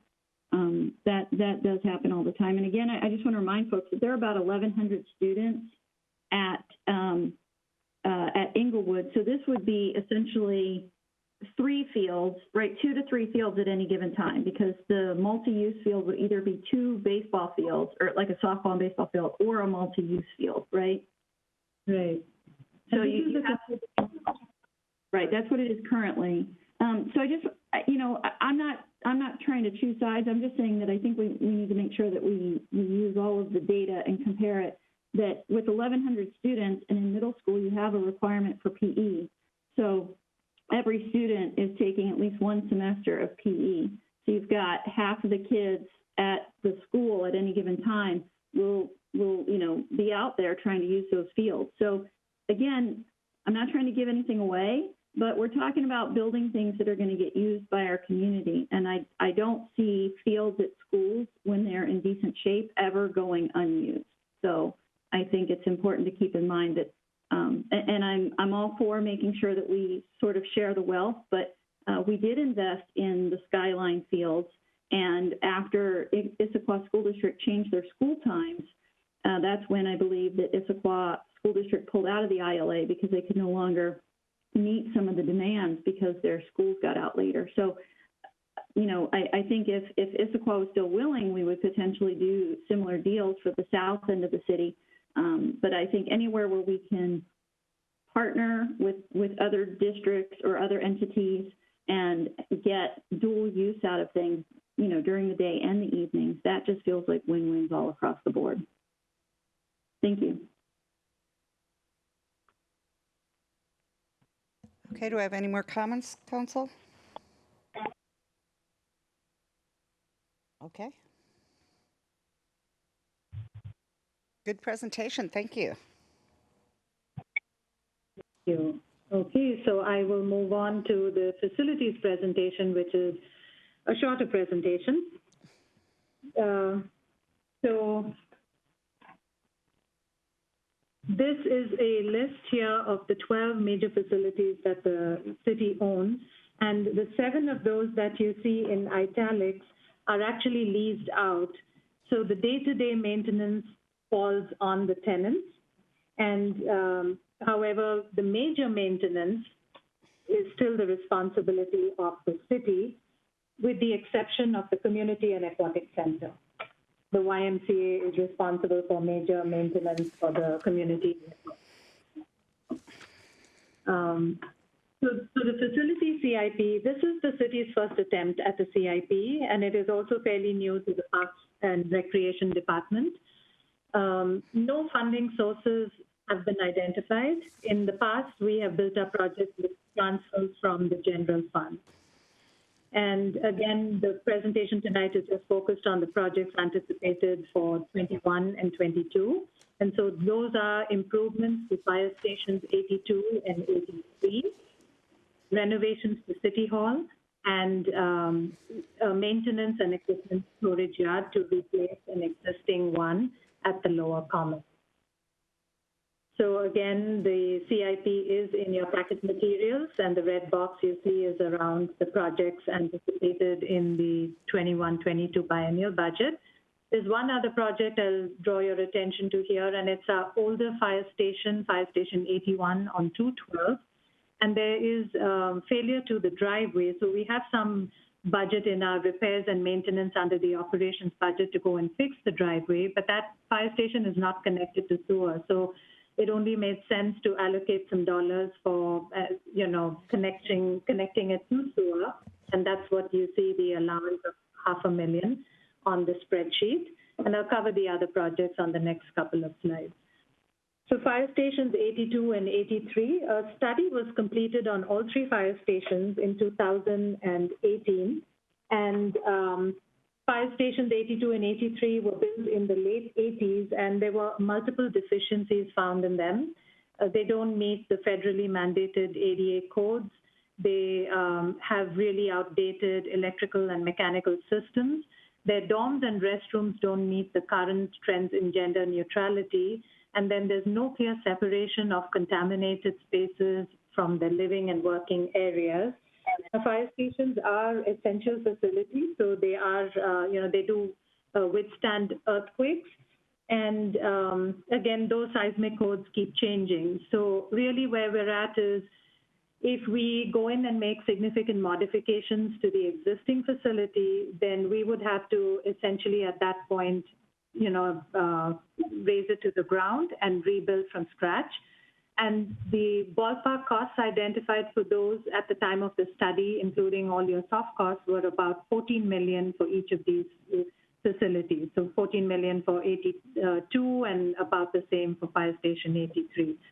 So we visited them again a month or so ago and found that the site has enough room to actually build an addition to the facilities. And so the option that staff would like to explore is to see that if we could add to the existing facility and see if we can not change too much within the existing facility so as not to trigger all the seismic upgrades. And that could potentially bring the cost down significantly. The apparatus bays, for instance, are for the most part fine, and that's a pretty significant cost to rebuild. So what we have right now, we're showing is an allowance of about $2.75 million for design and improvements for Fire Station 82 and $3.3 for Fire Station 83. And to clarify, these are just allowances that these are guesstimates. These are not based on an actual study done. But if we are able to work with the renovation, it should all in all be much less expensive than rebuilding a whole facility. Fire Station 83 is slightly higher because there are some more site improvements that we would need to make at that facility when compared to Fire Station 82. And then for your reference, Fire Station 82 is on Sahali Way, and Fire Station 83 is on Issaquah Pine Lake Road. And for City Hall renovations, pre-COVID, it was a completely different picture at City Hall. We really are at capacity. We don't have enough room to seat all our employees, and nor do we have enough parking for all of them. So council had supported a notice to terminate the lease with the King County Sheriff's Office earlier this year. That said, in talking to them, we are going to see if they are able to stay at this location but use a smaller footprint. So they currently lease about 5,200 square feet on the west wing of the second floor at City Hall. And part of the exercise will be to see if they can swap and take the east wing to be directly above the police space. And that's about 3,000 square feet. So as part of this exercise, we will do a staff needs analysis and make sure that the 2,000 square foot that we would gain is adequate for staff needs. And I think we have about $2.4 million for all the improvements that would go with these renovations. And we would have to also be really strategic how we phase such renovations to make sure that at any given time, people are able to come to work and work. We can't, shut down City Hall or the police entirely. And then the last project is the maintenance and storage yard. And you see a red box on the slide to the right. And that is a 1.37 acre parcel that the city owns adjacent to the Sammamish Lower Commons. And it is currently used for maintenance equipment and for storage. However, it is also a parcel that will form the south end of the green spine when town center is built. So really, the timing of this is related to when the town center gets built. We would have to look at clearing out this parcel and continuing on the green spine. And so we have an allocation of about $2 million to buy another parcel and about $700,000 to fence it off and just make basic improvements so it could be used as a storage yard. The rest of the projects are smaller projects related to ADA improvements at a few facilities, and also as part of negotiating a lease with the Boys and Girls Club, they are also at the end of their first 10-year lease period. And so as part of the negotiations, we wanted to see, they don't use much of their parking lot. There are 2 bays, and we are going to see if they would be open to the city fencing off a portion of one of their parking bays for use for staff vehicles to relieve the parking at City Hall.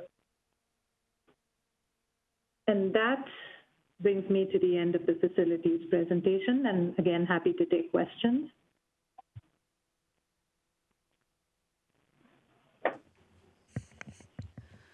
Councilmember Gamblin. Thank you, and thank you for the good information. I'd like to address a question to possibly the city manager on his thoughts on remote work for our city employees in the future and how that might allow us to either keep King County Sheriff a little more robustly in the office, or what kind of time frame we have on decision on that, knowing that getting employees back in here and whether remote work is going to work or not is going to take a little bit of time. So I wonder if you had any thoughts on that. Thank you, Councilman. Actually, in my comments tonight, I was going to make an announcement that after meeting with the directors and discussing this remoteness, and I will mention it again later, but I see us working remotely at least through the end of the year, just like many other agencies and the county and many private sector companies. When we took a joint tour through City Hall here, it was my first look around, but the new major and his operations captain, and then Chief Pengray, and some staff, Sevda and Anjali and myself, went through the whole facility. And there was a lot of optimism by Chief Pengray on how we could reutilize his space, give him a conference room in another area like of the copy room area, and switch the sheriff's department from one side of the building to the other, and with the facilities there, better optimize it for the city. My concern is that if we do all of this, we need some expandability for the staff. But I see remote working just like the private sector does. It's changing business, and we'll probably have a lot more flexibility into the future, simply because we've tried it and it's working pretty well. Great. Does that help answer your question? Thank you. Okay. Any other questions? Councilmember Stewart. Yeah, Councilmember Gamblin, that was a great question. And Mr. City Manager, just to make sure I understand, so if we're talking about doing these kinds of investments, kind of like the ILA with a school district, we would want this to be, I'm assuming, like a 15 to 20 year plan. Is that kind of what you're looking at? Like, I guess the question is, what's your time horizon? If we did all this juggling around, how long do you think that whatever we came up with would last for us to make sure it's that we're getting our return on that investment? Another good question. The last ILA that you had with the Sheriff's Department that ends a year from January, February, was a 10-year agreement. And with your investment, I think staff advised me that the last plan was costed out at about $4 million. And what we're looking at now is significantly less than that, and your amortization of that cost over a 10-year period seems reasonable, but it may be that we can get a longer agreement with the sheriff. Their receptivity, their receptivity of staying here was very high. They commented that a lot of their rural activity, it's a long distance to drive, but they don't have any other good facility, and they like working out of here. So I think we did the right thing by giving them notice, but they're anxious to, at least the staff is anxious to stay. And we still have to negotiate with the sheriff, but it's really the county facilities folks that we have to negotiate with. And Mitzi. I was thinking more about, do we have space for whatever expanding needs we would have from a city staff perspective over a 10 or 15-year period if we continue to cohabitate in City Hall? Do we have enough room to expand? Because I know there have been conversations about possibly looking for another location in the city for the sheriff's department, but to make sure that we had not only office space for, over, again, a 10 or 15 or even 20-year period for our staff, but also parking. Yes, and we are looking at those very things. There's possibility that one of the facilities that we have that, we shouldn't get into naming it right now, is a possibility of moving the sheriff and our police options or operations to a facility that they share, and that would give us certainly a much longer term of use of City Hall with the workforce over a much longer period of time. So all of this is still being looked at. Okay, great. I just want to make sure we're still looking at that, because I just want to make sure we have room for our staff first and foremost, right, in City Hall, and both, again, from an office space and a parking. I think we might actually be more limited on parking than we even are on the office space. So thanks for that. Councilmember Treen?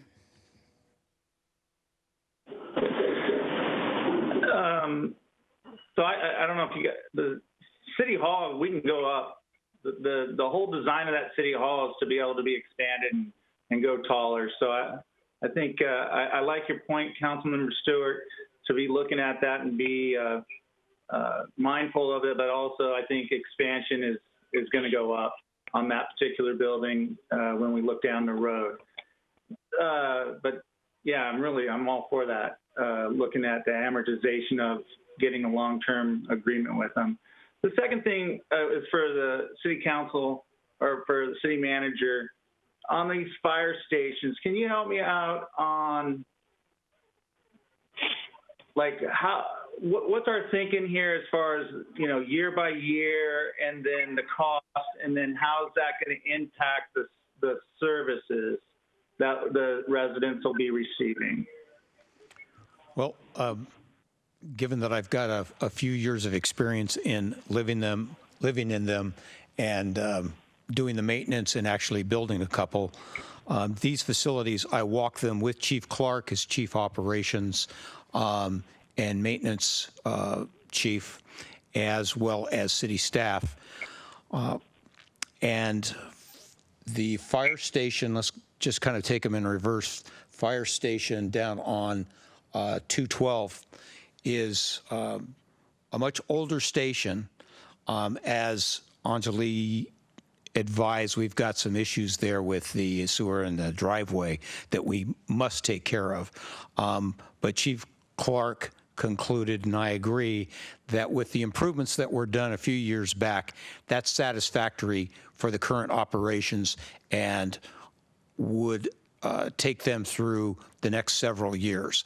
Some maintenance here and there, but no major remodeling, and certainly not a fire station rebuild. Your fire call volume isn't even close to what would require an investment of $12 or $14 million, at least not in the foreseeable near future of, say, 5 to 8 years. The other two fire stations, however, have some significant issues, as Anjali has pointed out, the most significant of which, when they were built, they may have looked at trying to save some money, which is causing them significant compromise now because there isn't even a restroom facility on the second floor where they have their day room and kitchen activities. We would try to, in doing some of the design work that we have here identified, is to bring on an architect and do some of the critical analysis that's necessary to see if we can come under what is usually approximated as a 30% threshold, so we wouldn't have to do the seismic retrofitting and address nearly all of the ADA issues. You need an expanded dorm room, and you need some expanded living room facilities and HVAC, the electrical upgrades. And the study would help us with quantifying what those additional expenses would be if we can stay under that 30% criteria of how much we're remodeling the station for. Then we wouldn't have to rebuild the apparatus rooms. We can do the exhaust ventilation systems and things like that that are necessary to get out the diesel fumes and keep the separations that are required for their health and safety. So if we can do that, we can significantly reduce what is estimated to be a $14 million reinvestment in the site to scrape it and rebuild it, and maybe drop that down to numbers that are maybe down in that $3 million range per fire station. We don't know yet, but that's my guesstimate. I came up with a couple of ideas that the chief and his staff readily agreed with on the footprint that we would deal with. So that gives us some optimism of what we might be able to do there, so that the city isn't investing nearly $30 million in those fire stations. Hey, so just to kind of put a plug in for the residents on the residents use the conference rooms in both those fire stations, and if possible, still meeting your threshold, it would be nice if those could be expanded. There's not enough meeting spaces around the city, and so the fire department has been very gracious to allow groups to meet in their facilities. And so if we could improve those conference rooms too, that would be something that I think the residents would really appreciate. Okay, well, so thank you for your time. Sure, we'll try to keep that in mind. They don't have a whole lot of footprint to deal with, given the parking constraints. That's what I. We'll make note of trying to do that. We did look at that, and it's rather restrictive, but we certainly want to keep those things operating, those meeting rooms. Yeah.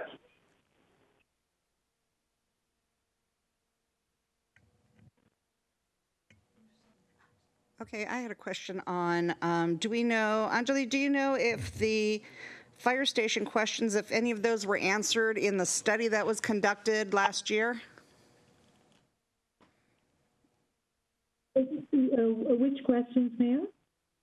Yeah, when we did the fire and police study, and they had looked at some of the fire stations at that point in time, do you know if some of those questions were answered in that study as far as costs go? No, I'm not aware of that. The only costs that I'm aware of were when the 3 fire stations were studied by staff. We had an architect look at them, and the numbers that we have are based on a complete rebuild. Okay. Those numbers, there was a lot of issues with it. That's why they were looking at the rebuilds. Okay. Because of doing some of the remodeling that I've done in the past, we talked about fire station up here in 228. Yep, on the north end. On the north end, has a bigger footprint, a bigger lot, and that's where, if we started with one to make sure that we've got enough room there, there are some features that the firefighters want to try and keep, but there are challenges. So we need to study this to see if we can avoid the significant reinvestment, but still make them safe, make them operational.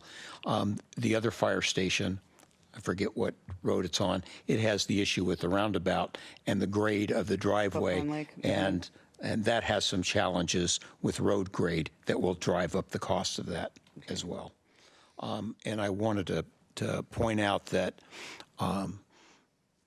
we need to upgrade the comp plan, because the comp plan under facilities states specifically there is no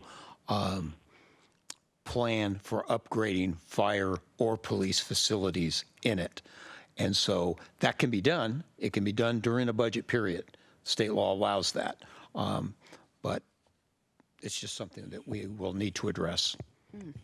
That surprises me after we've been doing the study for how many years? Huh. Okay. Any other questions? Okay. Hearing none. Great, thank you. Thank you.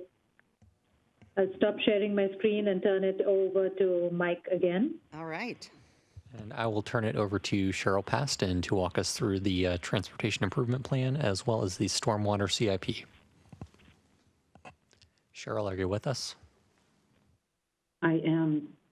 Good evening, Madam Mayor, Council, Mr. City Manager. I see the deputy standing. Would you all like a break, or would you like me to just see some nods?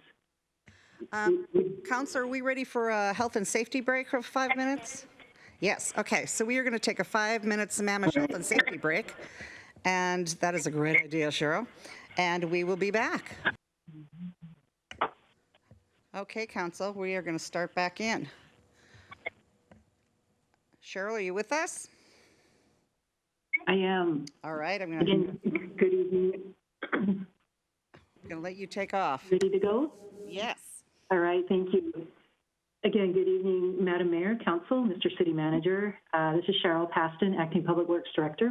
With me tonight is Andrew Zagers, who's your city engineer. So together we'll be presenting the Stormwater CIP and the Transportation TIP.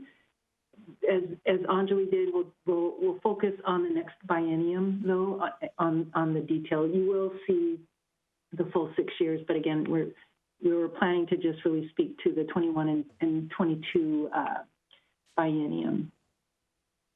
Let's see. Please let me know if you can see my screen. Yep. Can you, oh, all right. So we'll start with the Stormwater CIP. It is composed of the stormwater components of the Transportation CIP and then the stormwater capital projects and programs themselves. You'll see in 2021, we've programmed about $665,000, and then in 2022, just $65,000 for the transportation components or stormwater components of the Transportation CIP. For the stormwater capital projects and programs, we have about $5.36 million in 2021, and in 2022, it's $1.65 million. And I will say these numbers for the stormwater CIP are different than what was in your packet. Danica pointed out to me just as we were starting tonight's meeting that the equations in the spreadsheet weren't correct. They didn't actually capture George Davis Creek projects. So I'll send that correction out in the materials tomorrow. We were asked to prioritize the projects, both for the stormwater CIP. And you'll see here, this is basically what how we prioritize them. The high priority projects certainly are ones with grant funding that has already been secured, projects that are in construction, and then we have a little bit to pay King County in the 2001 contract. The medium criteria were to address sort of more medium type flooding problems, projects that kind of reduce ongoing maintenance, implement basin plan recommendations, or to acquire property. Again, these criteria aren't always clean and easy to apply, but generally these are the criteria that we look at. And then low are projects and programs that address minor flooding. We do have some money programmed to provide some financial partnerships with our community.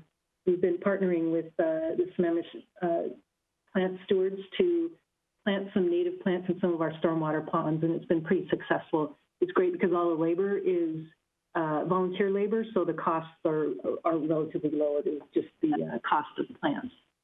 But that's been a really great program and partnership that we love doing those kinds of things with our community.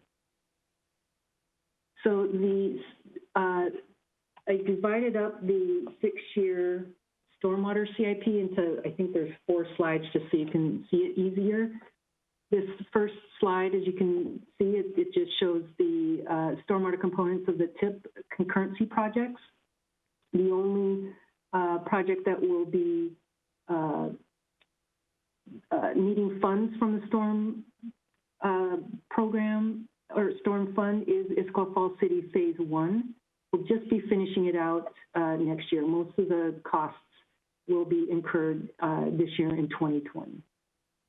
And by the way, the girders for that project will be delivered, we think late the last week of August. It'll come in at night. We will notify the public, but the bridge will start looking like a real bridge once they place the girders. So that's going to be a pretty major milestone coming up here in the next month. The stormwater components of other TIP projects, as you can see, we just have $65,000 roughly for what we call the transportation program programs to just take care of either minor problems that come up or unanticipated problems that arise during the biennium that we want to allocate some money to take care of things like sidewalk projects. You'll see there intersection safety improvements, non-motorized transportation projects, and neighborhood CIP projects. So again, these are just the stormwater components. When we look at the transportation CIP, you'll see more dollars in those programs. So please feel free to stop me if you have any questions. I do want to highlight TR 63. You see that in red. That's the road that we just experienced pretty significant sidewalk failure. Our crews did a great job in shoring that up. We did have to bring in a contractor to shore up part of the sidewalk. Andrew has a consultant coming in to take some borings and just to see what the condition is of the road. We may need to replace that road, but again, we don't have any dollars or any information yet to really give us an idea of the urgency of that project or the scope of that project. But we did want to put it on here just as a placeholder for now. Councilmember Ross, did you have a question?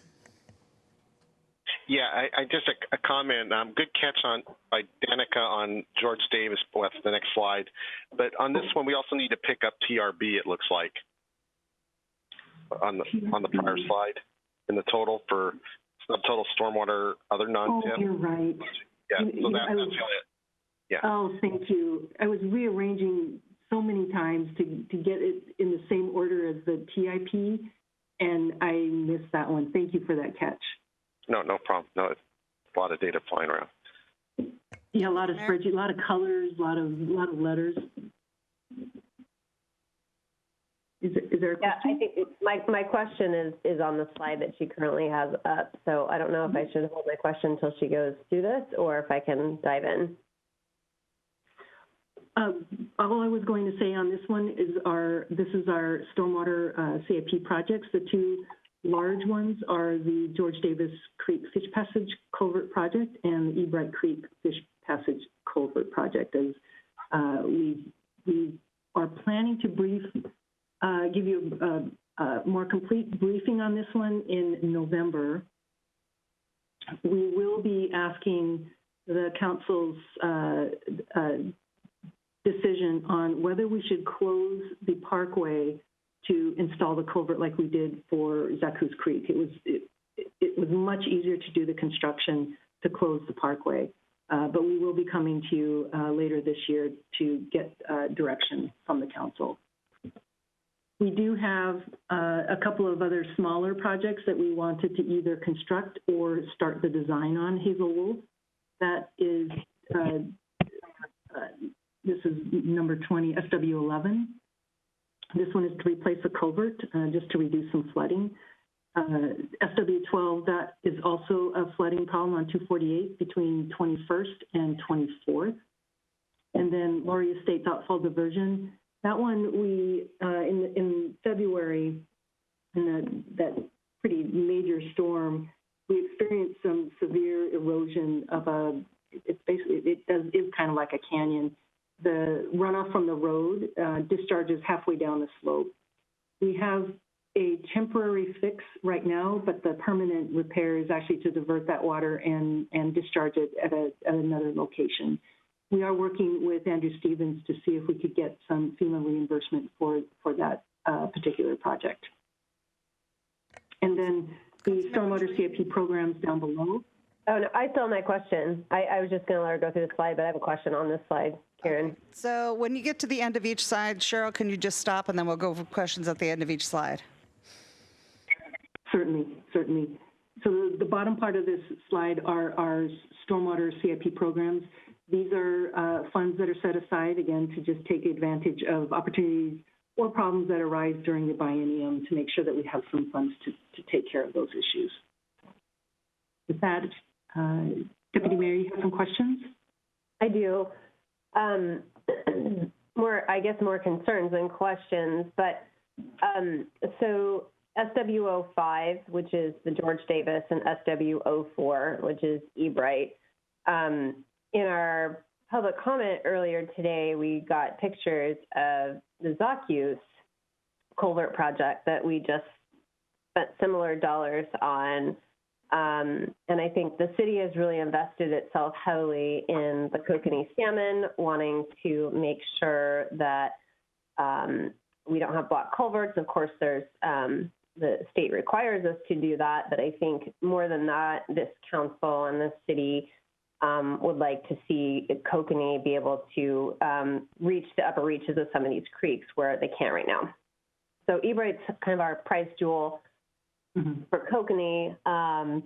We just, reestablished Zacchaeus as a viable place where our kokanee can spawn.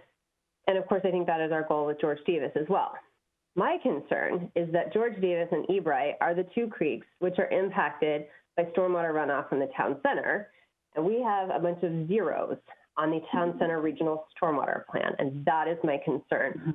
I'm really concerned about sinking millions of dollars into culvert projects, which I really want to do without having to plan out our regional stormwater for town center. I think we got the cart before the horse here. So I would advocate for dollars instead of zeros on the town center stormwater. On that, when we were updating our stormwater rate study, there was quite a bit of discussion about how much to fund that line item, SW01. It varied, if I recall now, from, there was at least, I believe, like 2 million, and then it was reduced, and then it was reduced some more. So we can certainly put in funds for SW01. I think it's critical. I don't know where other counts or how other council members feel about it, but if we don't do something in terms of planning for regional stormwater, I feel like we're going to have a repeat of what we've seen with Zacchaeus, which is you get development and you get that runoff. And I realize a lot of the larger rocks that came down probably came down with that February storm. It had some unprecedented flow going, but some of the stuff that we've seen Mary Wichter and the like sending, which is that fine silt stuff, that comes down just on a reoccurring basis. And I don't want to be sending stormwater down Ebright and George Davis that's going to end up burying reds and then defeat the purpose of opening up these culverts. So I think it's really critical, and I'll let the rest of the council weigh in as to how they feel about it. But I just think the two have to go hand in hand, in my opinion. From a maintenance perspective, we would much prefer regional stormwater facilities. It's cheaper in the long run. You can actually make it look really, really beautiful. So that it really doesn't look like a stormwater pond. It's an amenity. Right. The regulating basin in DC is a stormwater pond, and it's definitely a destination site in DC. Again, the stormwater plan, we would definitely support putting dollars there. We just would need the council direction as to how much. Okay.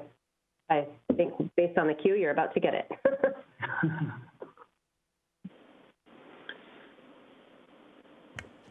Okay, I believe I had Councilmember Treen. Yeah, thank you, Madam Mayor. So thank you, Christy, for bringing that up, because I'll second that as far as, the direction should be, let's take care of the stormwater at its source, which is at the top of the hill, because we know that water runs downhill. Second is we already have on Fourth, we have a big box vault that's sitting there that's dumping into George Davis Creek.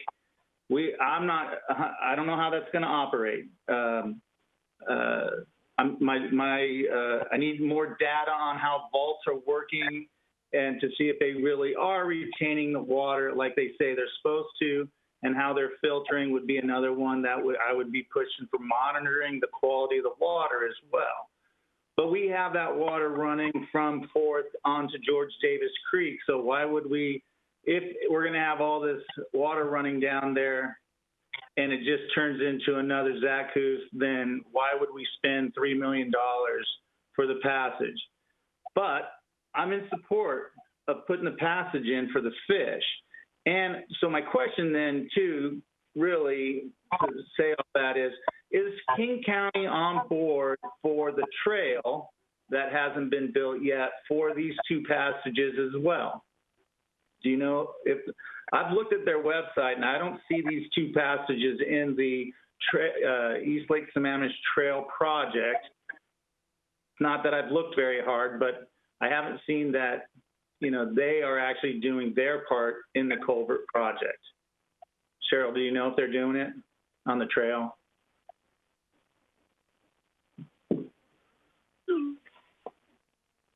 Looks like Cheryl will be back in a moment. She just lost connection. But to answer your question, Councilman Train, they are going.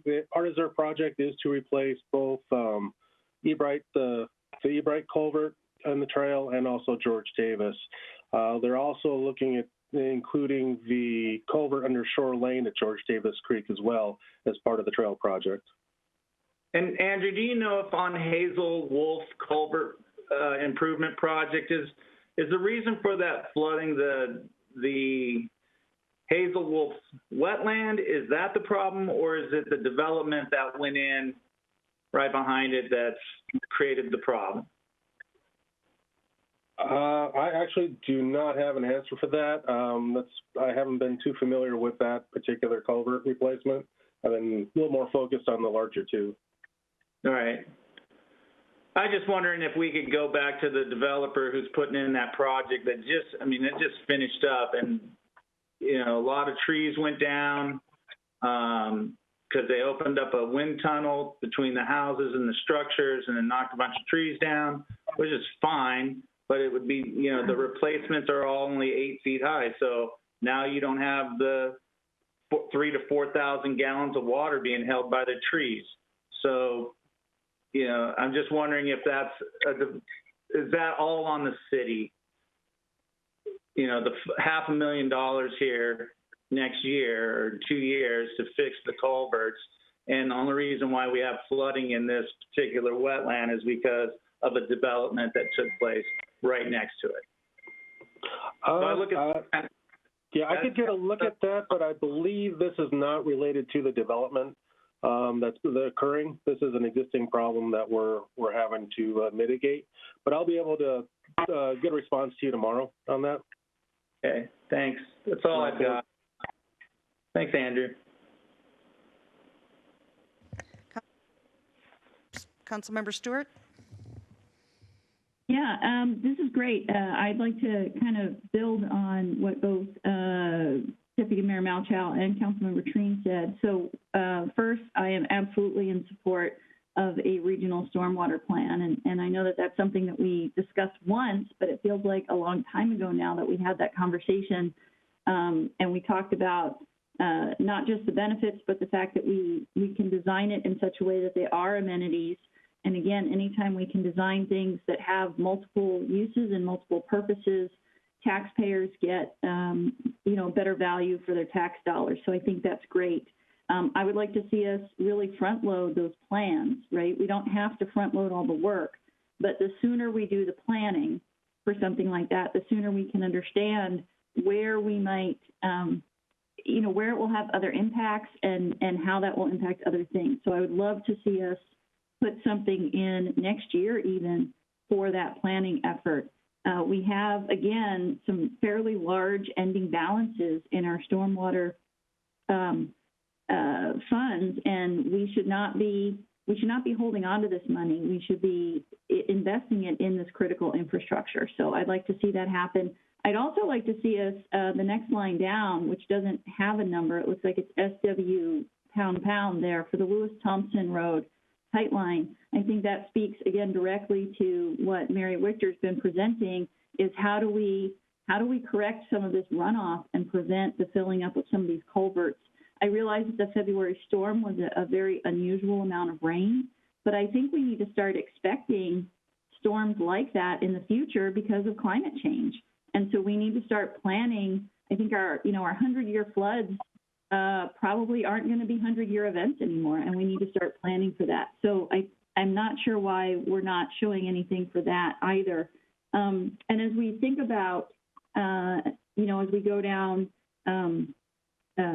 towards the Parkway, I just want to make sure that whatever projects we're designing, both in stormwater projects as well as road projects, that we're being smart about designing it for completion. Even if we don't plan to build the whole thing at any given time, that we're being smart and making those connections. So when we're going down Thompson Hill Road, that we have stormwater management, we have sidewalks, we have bike trails that connect up with the other trails, and that we design it with that end goal in mind. So I want to make sure that we aren't stopping, half a block short of the Parkway and unable to connect to the trail, because those types of things really discourage people from being able to use the trails and can impact that we have to go back later and dig things up. So those would be, I think, my biggest pieces of feedback on the stormwater, is that I really strongly support Deputy Mayor on the regional stormwater plan. I strongly support doing some more work on Lewis Thompson Hill Road. And I know that there's some question about what we can spend money on, but I know that the taxpayers paid a lot of money to have to build that retaining wall when things flooded out before. So a lot of this is an ounce of prevention is worth a pound of cure.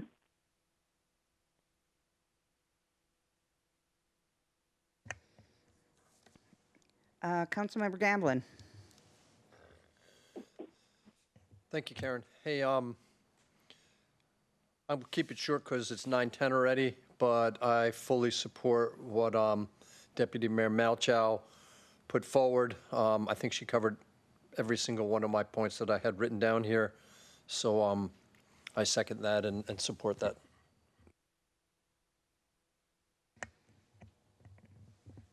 Okay, do we have anybody else who hasn't spoke yet? Except me?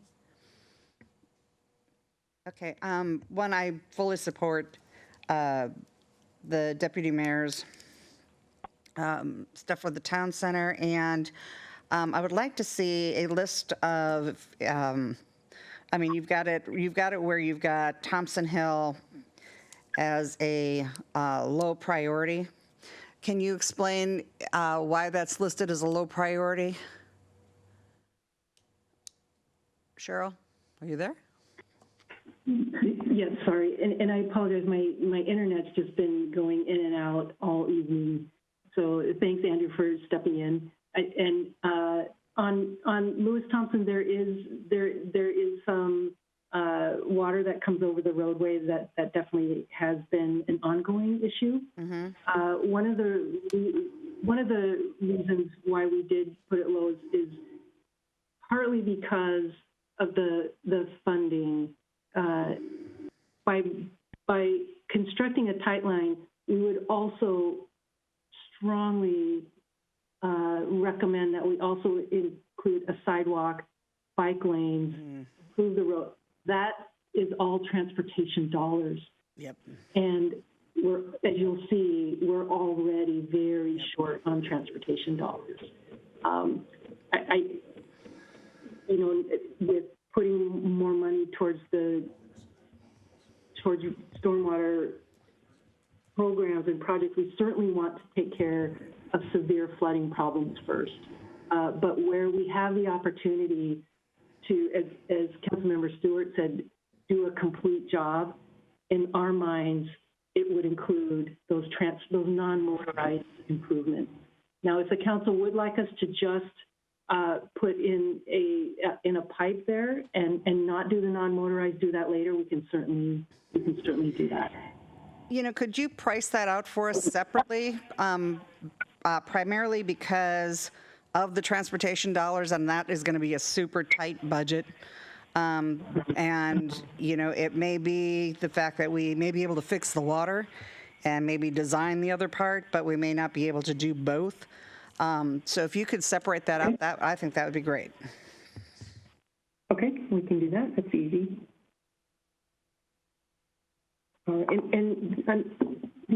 Sounds like there is definitely support for the Town Center Regional Stormwater Plan to put some dollars in the next biennium. People can give us some numbers. Do you want? I didn't hear that. Yes, Cheryl, I think what I'm hearing is that we do want to identify it, and perhaps whether we classify it as low, medium, or high, because it's right now low, because of your concerns on the transportation side. What it will help do for the council, as well as for me, is to identify where we have gaps, and then how do we solve some of those capital funding gaps. And that's an important element and to how we prioritize. So I'll work with you on that. Okay. And actually, Danica's been listening in, so she just texted me. She said for the storm, it's roughly $4 million, and for the non-motorized, it would be another $3 million. Now, there's certainly economies of scale, of course, if you build them both together. But this is on Lewis. That'll give you an idea. Yes, Lewis Thompson. Thank you. Cheryl, can you repeat that? Because I didn't catch the numbers. It's roughly $4 million if we just do the storm, and about $3 million for the non-motorized.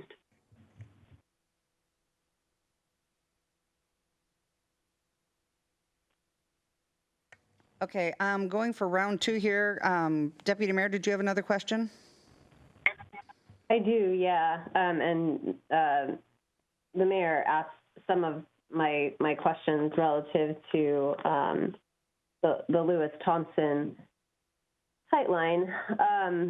It's important to note on that too, is that there's multiple components to actually resolving the problem that Mary Wichter was presenting in her public comment. And, us running the tight line up there is step one, right? But then you have all the private property where all the water that she's showing is coming down that has to be somehow connected. And because it's on private property, therein lies the other half of the issue to be resolved.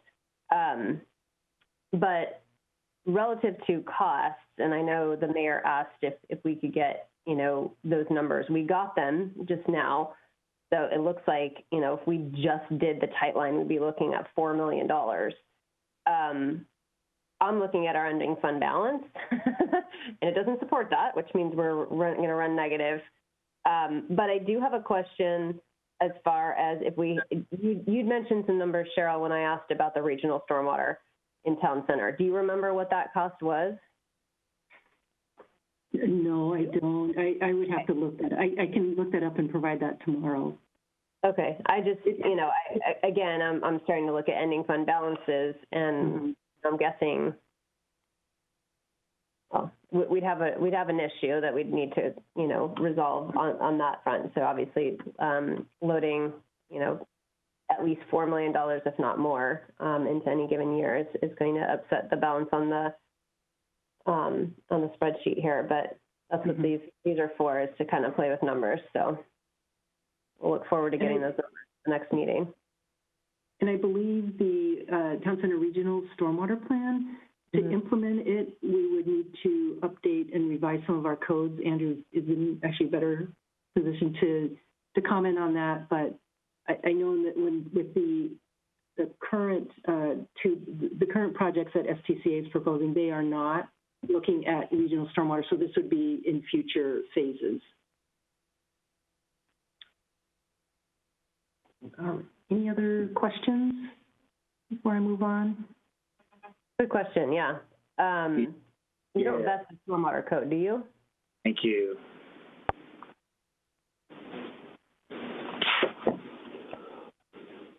You do not.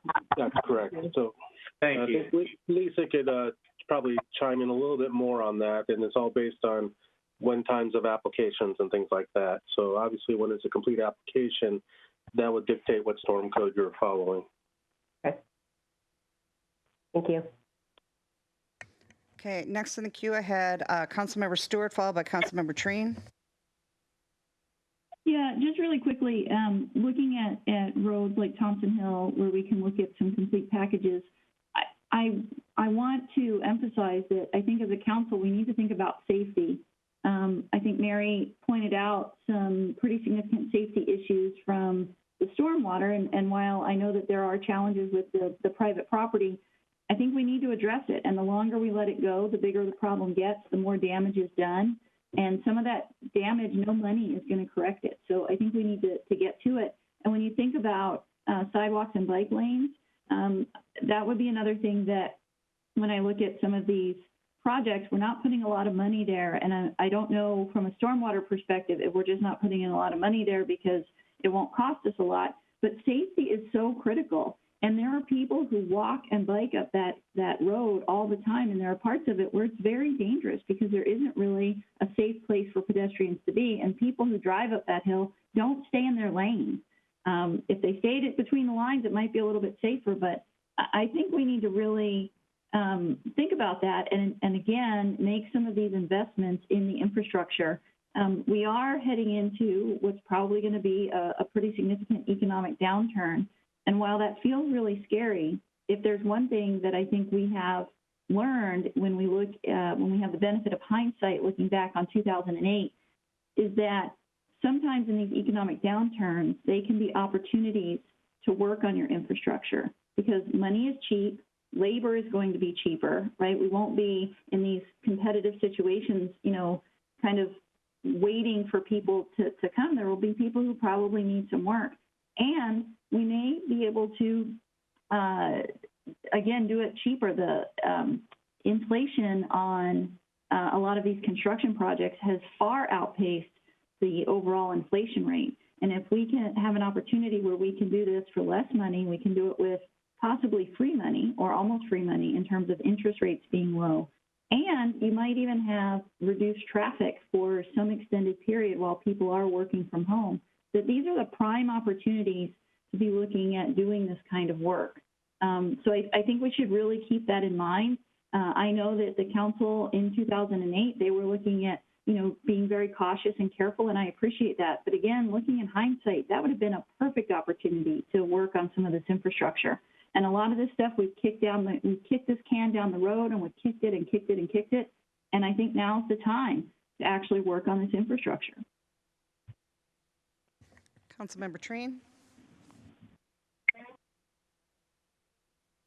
So my question's for Danica then on this I'm listening and paying attention to Lewis Thompson Road and the tight line. Tell me there's some other way, or show me that that's actually the best use of our money and our tax dollars to build that tight line versus going some alternative, think outside the box way that would mimic nature more to solve the problem. That's the only thing that I don't see ever. I haven't seen that in a long time in the city, is looking at using stormwater, other means of collecting the water, holding the water, moving the water, than just putting it in a vault and sending it down a tight line directly to the lake. And unless we're going to monitor this water quality and know what's going in and what's coming out the other end, unless we're going to monitor that, and you can give me the data, right? Give me the data and I'll change my mind. But you don't have my mind changed on throwing vaults everywhere and tightlining everything and then calling that some kind of stormwater plan. It just seems to me like that's not what our citizens are asking us to do on infrastructure. And I agree with Councilmember Stewart, is that it is the time to move on our infrastructure and to use,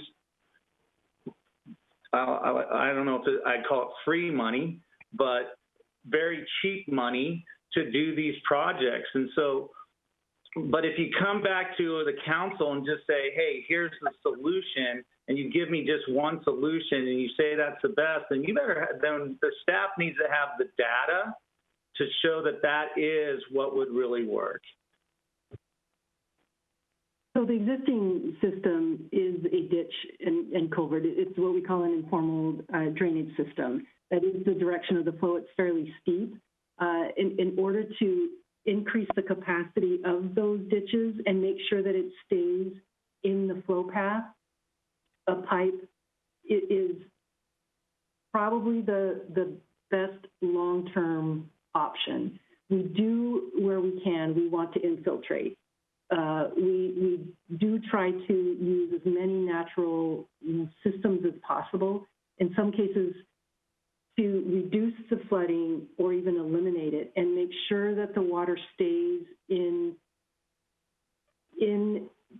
the storm system. Sometimes you do need the pipes, but we did take a look at this in the Zaku's basin plan. So I'll see what other options have that the consultant came up with. But in this case, because it's so steep, and there already is a ditch and culvert system that does get overwhelmed in your bigger storms, we could dig the ditches deeper, but then you end up with some safety problems, and that's not always an option. But we'll let me review the basin plan again and see what options the consultant came up with. Yeah, because I mean, we can do it. It's just a matter of solving the problem. Mm-hmm. It can be solved. It's just a matter, get the engineers in here then and let's figure it out, right? Mm-hmm. Mm-hmm. Okay. Yeah, because here's the thing. You've got the people, it's the residents who live down the hill. I mean, Mary's been saying this forever, right? It's not fair, right? The people who live down below the water lines, down on the people who live on the lake even, right? Those people who live downhill have property rights too. And we cannot just dump our water onto their property and then say, oh, sorry that your basement's flooding, mm-hmm. right? And I can't say, hey, we're going to just flash all this water down through a pipe and into the lake. And then then let's look at all the rules and regulations and all the goals and the policies about how we're supposed to be protecting the lake. So mm-hmm. so we're not meeting those standards either, or those policies. Well, wow. So I'm not voting for that, right? I can't sit on the council and say, oh, that's a good thing to do then, right? That'll sit so wrong with me for so long. And I got 3 more years of this stuff, so 3.5. So let's get it right and figure it out and spend the money. And I'll get off my soapbox. Thank you. Thank you. Thank you for getting off that soapbox. Okay, is there anybody else who needs, that needs to speak in the second round? Okay, then I just wanted to add that regarding Lewis Thompson, if there was, I am totally for trying to do what we can with the water there. As far as Safety, if there's something that we could do, that we could find a way to do something inexpensive there, maybe we can look at ways for that. I don't see the number usage, I see that as a low priority. I don't see a whole lot of people that, I know people walk and bike that. Of course, I always see people with electric bikes using them, but I don't see as far as high usage as compared to other roads. So I would consider that to be more of the low-end priority when I'm comparing it to the other things on the list. But as far as the water goes, that to me is a high priority, and we do need to get something done for that. I would just, kind of keep that in line of, this is another one that's going to be a tight budget. So, we might not be able to help everybody, but if we can fix some things for somebody, then that may be how it is this year. That's my 2 cents worth. And I'll get off my soapbox, Mr. Treen. Okay, any other comments? All right, I think we're done. All right, so let me go on to the transportation improvement plan. This is a draft. Notwithstanding, I acknowledge that we're not ready to adopt the 2021-2026 CIP until later, but I did want to just highlight the projects that are on the draft. This does, it is just comprised of transportation capital projects and programs. You'll see there kind of how the dollars are allocated. We've got about $1.3 million for the next 2 years on projects that address failing concurrency intersections. And then we have about $5.8 million in 2021 and about $3.5 million in 2022 on other transportation improvement projects. And then we have the programmatic placeholders. You'll see the dollars there. I am going to show you 2 different versions of the biennium. One is just the projects that we had planned to work on. That's what the footnote is. It does end in a negative unrestricted ending fund balance. The other TIP version is a list of projects that result in a positive unrestricted ending fund balance. I was asked to show the council what that would look like. So with that,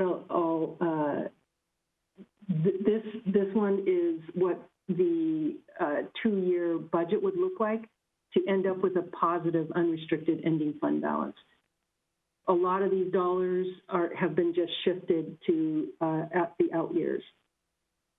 So in 2021, there wouldn't be any work on projects that address failing concurrency intersections, and we'd pick up the work a little bit in 2022.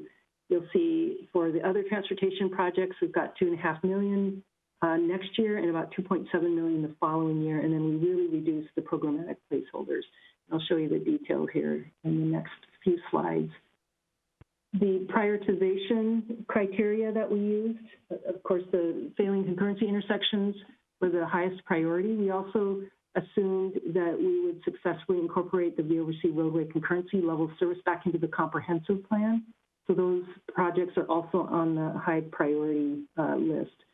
We also prioritized projects that had secured grant funding, those that improve safety and or are in construction. For those in the medium category, those are the ones that are already in design, and then our programmatic dollars to address unanticipated issues, and then the lower just projects and programs that address minor problems. I'm sorry, the font is a lot smaller here, just because there's more projects. I can kind of zoom in a little bit here.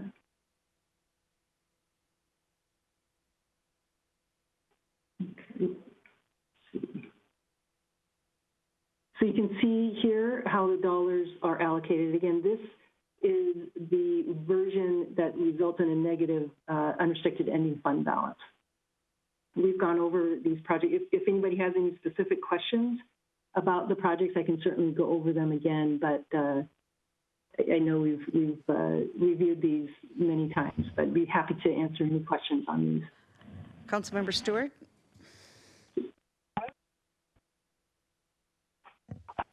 Yes, thank you. My first question is for the city manager, and that is that how are we going to approve a biennium budget if we don't have an approved TIP? You don't have to have a TIP to approve the budget.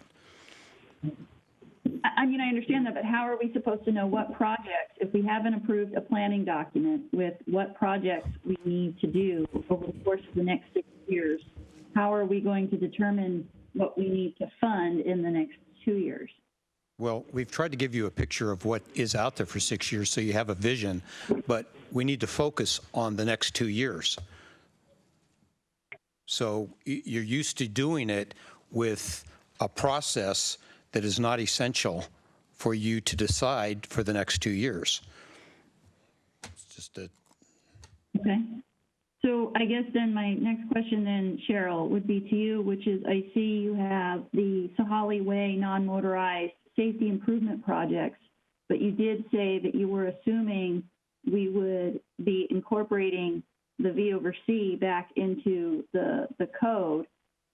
Where is the project to correct the failure that would create? This list is actually taken from the last version that we showed you on June, I think it was 23rd.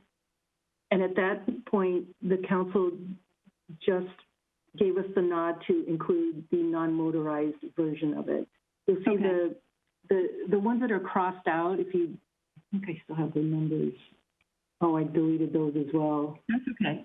I can give you those numbers for one of the versions that addressed the concurrency failure.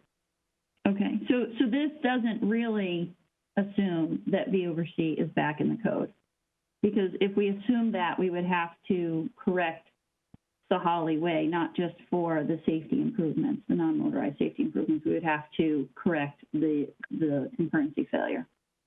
That's actually a good clarification. Thank you. The dollars are not all there. Okay. They don't. What we're waiting for is for Victor Salmon to finish his update of the traffic model, and as a result of his work, we may find different failures. So do we know when that's planned? Do we have an estimated date for that? He's working on it right now. I do expect a draft report from him, at least on the traffic model, in the next couple of weeks, I believe. That doesn't sound like it will be in time for us to incorporate it here and get it into our budget discussions, though. It might mean we have to come back and revisit. Yeah, we may have to come back, yeah.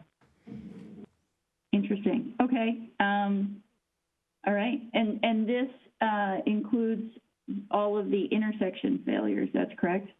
Mm-hmm. It does. Okay.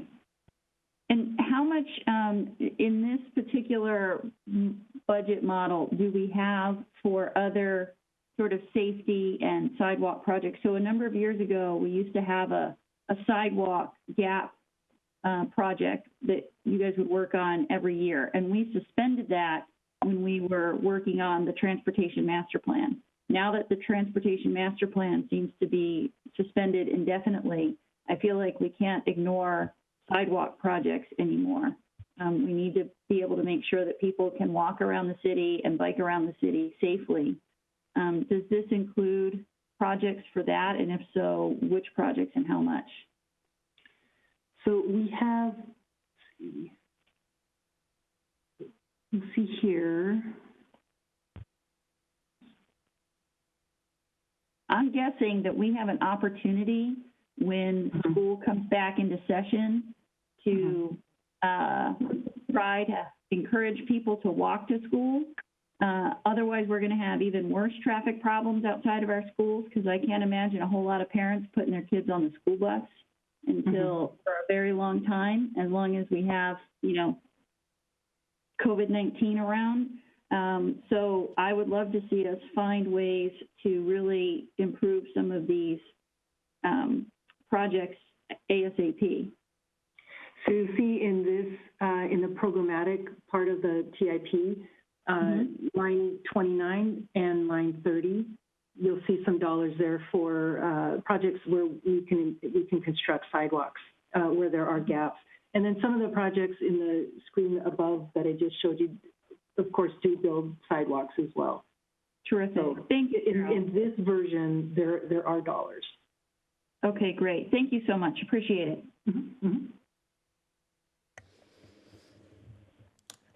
Okay, Councilmember Ross. Yeah, hey, sure. On the summary, you're highlighting awarded grants for ITS, and it didn't show up in the summary page. Is that something that's certain for us, the 389, as well as the Issaquah Falls City Road for 1.5 million? Yes, it is. The ITS grant, most of those dollars will be reimbursed this year, and then this is just the remaining from that grant. And then the 1.5 million, that is the Connecting Washington. That's the other part of the Connecting Washington grant. We received $3.5 million for phase 1, and then this is for phase 2. Great, thank you. And again, and that assumes that the project will move forward. Councilmember Ritchie.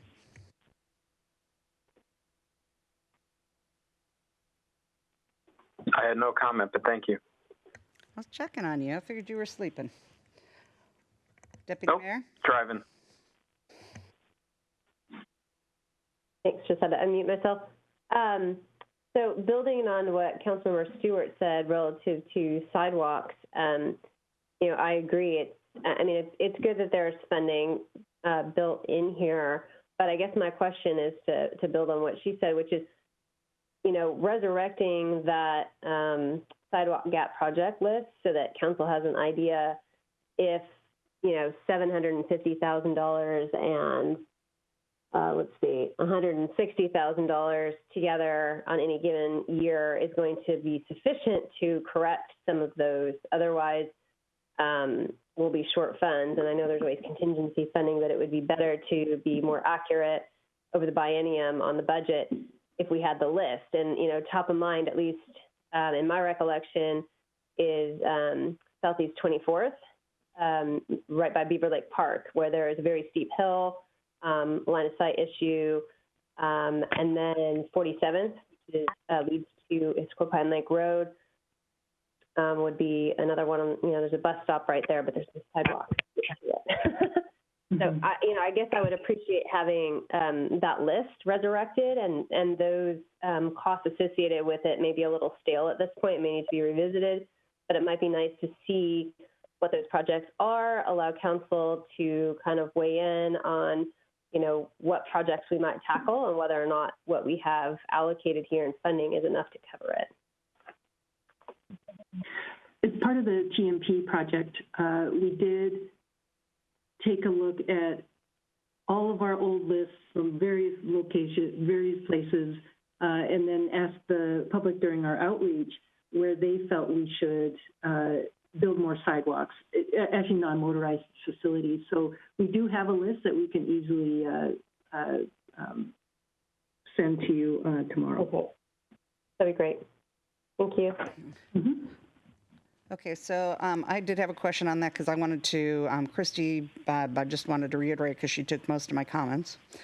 But I wanted to also ask a question. So, because it's hard to know if the dollars that we have, I'm going to assume that the dollars that we have allocated for the non-motorized transportation projects, I'm going to assume that this is not nearly going to be enough for the projects that we probably need to have done. And does that include, we just had that wonderful but very long presentation on the ADA. Yeah. Are those projects that were listed in that ADA presentation, are those kept on a list as well? So we do have that list. Some of the dollars that can be used to address those needs can come out of the non-motorized, the sidewalk program, even the school safety zone improvements, school zone safety improvements, depending on where the need is. We also do spend probably, Andrew can jump in, it was around average roughly 700,000 as part of our overlay program to upgrade wheelchair ramps. Yeah, that is correct. So that's correct. Well, we've been averaging the last few years around 700,000, 750 to improve the handicap ramps and sidewalk areas as associated to the overlay locations. They don't necessarily coincide with the high priority needs identified in the ADA plan, but they do address barriers, ADA barriers. And that was a comment in relation to the overlay, because it's obviously as you do the overlays, you improve the wheelchair ramps at the intersections there. Okay, then the other question I had, well, I guess it's twofold. So do the schools help in this when they have the safe walking routes, because they have designated safe walking routes? So if there are sidewalks that are needed in the safe walking routes, do we go to the schools to help them participate in some of the funding for those, number one? And number two, if we do not, do we go to the state to help provide fundings, because they used to have a matching funds that they used for safe walking routes? So do we go to the state for funding? I could answer that one. So currently, when we do this, go to the schools, they do not support or provide any assistance in the replacement of handicap ramps or sidewalks or filling in gaps. When we do have grant opportunities and we have the opportunity to apply for them, every couple of years there'll be a Safe Routes to School grant or grants that are specific for sidewalks. We will apply for those, and we will get support from the schools to recommend replacement or adding sidewalks as is associated to the Safe Routes. I do believe there are grant funding, and Andrew, you can correct me, that for jurisdictions that have a complete streets ordinance. Right, and that is and we would need to adopt such an ordinance. Right. Yeah, that is another one that is out there that's been available the last couple of years. But like Cheryl just mentioned, we do have to adopt a complete streets ordinance. Okay. You can explain. Okay, let me go back to my list here. Okay, I have got, I believe we are down to Councilmember Stewart. Yeah, and thank you. Just want to, Bill, that was great questions, Mayor. A couple of things on the sidewalk. So one of the things that I think is frustrating to many residents is when there are these developments and the developer is improving the frontage, that we have these very small gaps sometimes that we just don't complete. They may not always be our highest priority projects, but it feels like if we could work with the developer to complete those gaps at the time the development is happening, that it would cost us less money, we would tear up things less, we would have less impact in terms of construction on a particular street or area. So I'm thinking right now, for example, on Northeast 8th, right? There's construction going along there. We just completed Southeast 4th, or Northeast, right? We just completed 4th, and now, or sorry, Southeast 8th, and we've just completed Southeast 4th.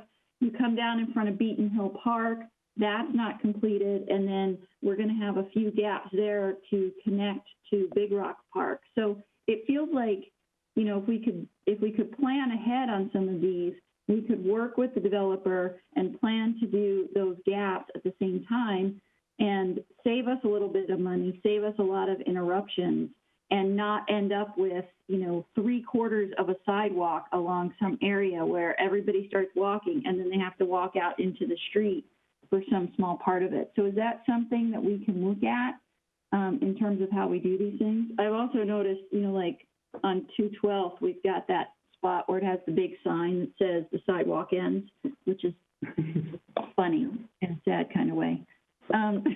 But yeah, sorry, is that something we can look at in terms of trying to coordinate that scheduling with those developments? Yes, definitely, we can. Okay, thank you. Councilmember Train.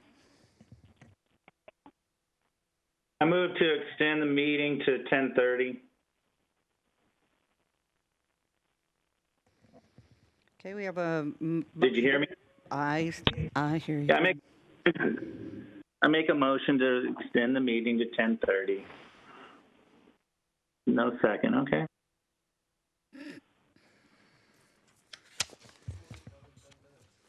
Yeah, maybe. All right. Well, I can I'm talk liking this faster. group tonight. All right. All right. Should I continue? Yep. All right. The next version is what I call the really stripped down version, because this results in a positive unrestricted ending fund balance. You'll see it's just to finish Issaquah Falls City Phase 1 and to work on Issaquah Pine. Actually, I should zoom in, sorry.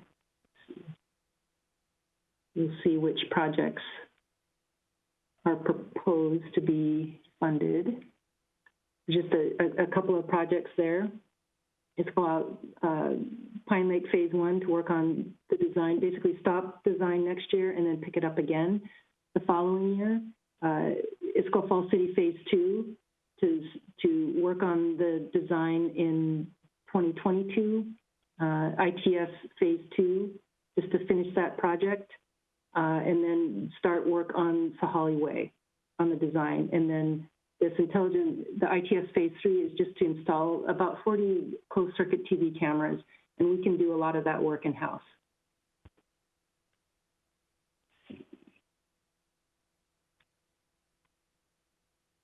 You'll see on the programs where we pretty much reduced it to either zero or just minimal funding for those programs, but you'll see there is a bit of a positive ending, unrestricted ending fund balance with this scenario. And with that is all. This is my last slide.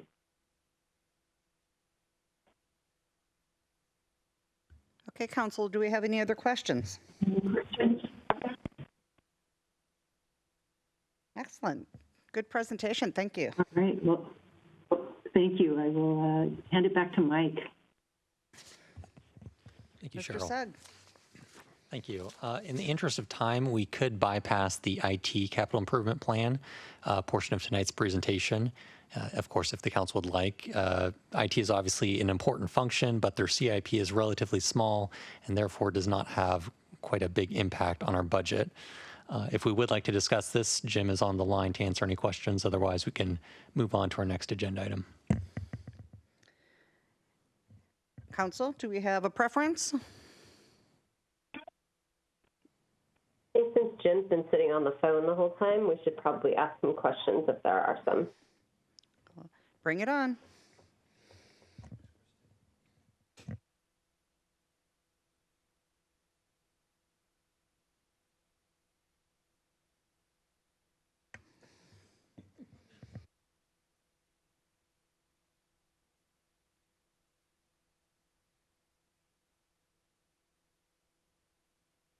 Hey, it's great. Got some systems.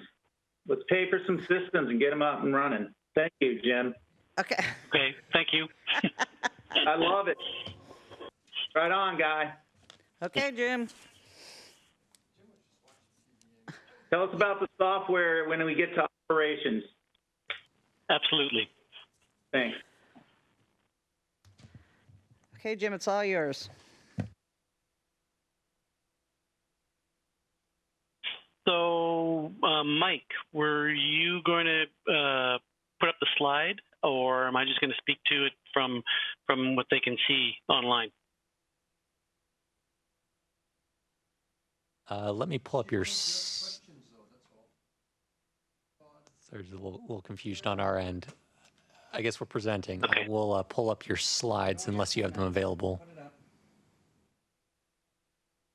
I don't have them handy. Okay, well, let me pull them up.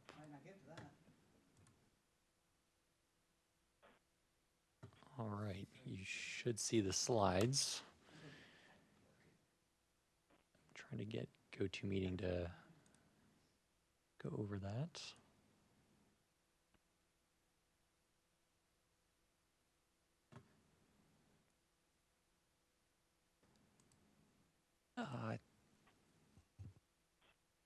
is. Okay, so next slide. Basically, what we're looking at is the phone system, and that's basically a replacement that's been in place now for roughly, I think, 8 to 10 years, roughly around there. And the challenge there is that with our extended teleworking, we are seeing some weaknesses with the system and just some of the age components of it, and it requires a refresh. So that's what that investment is. Thanks.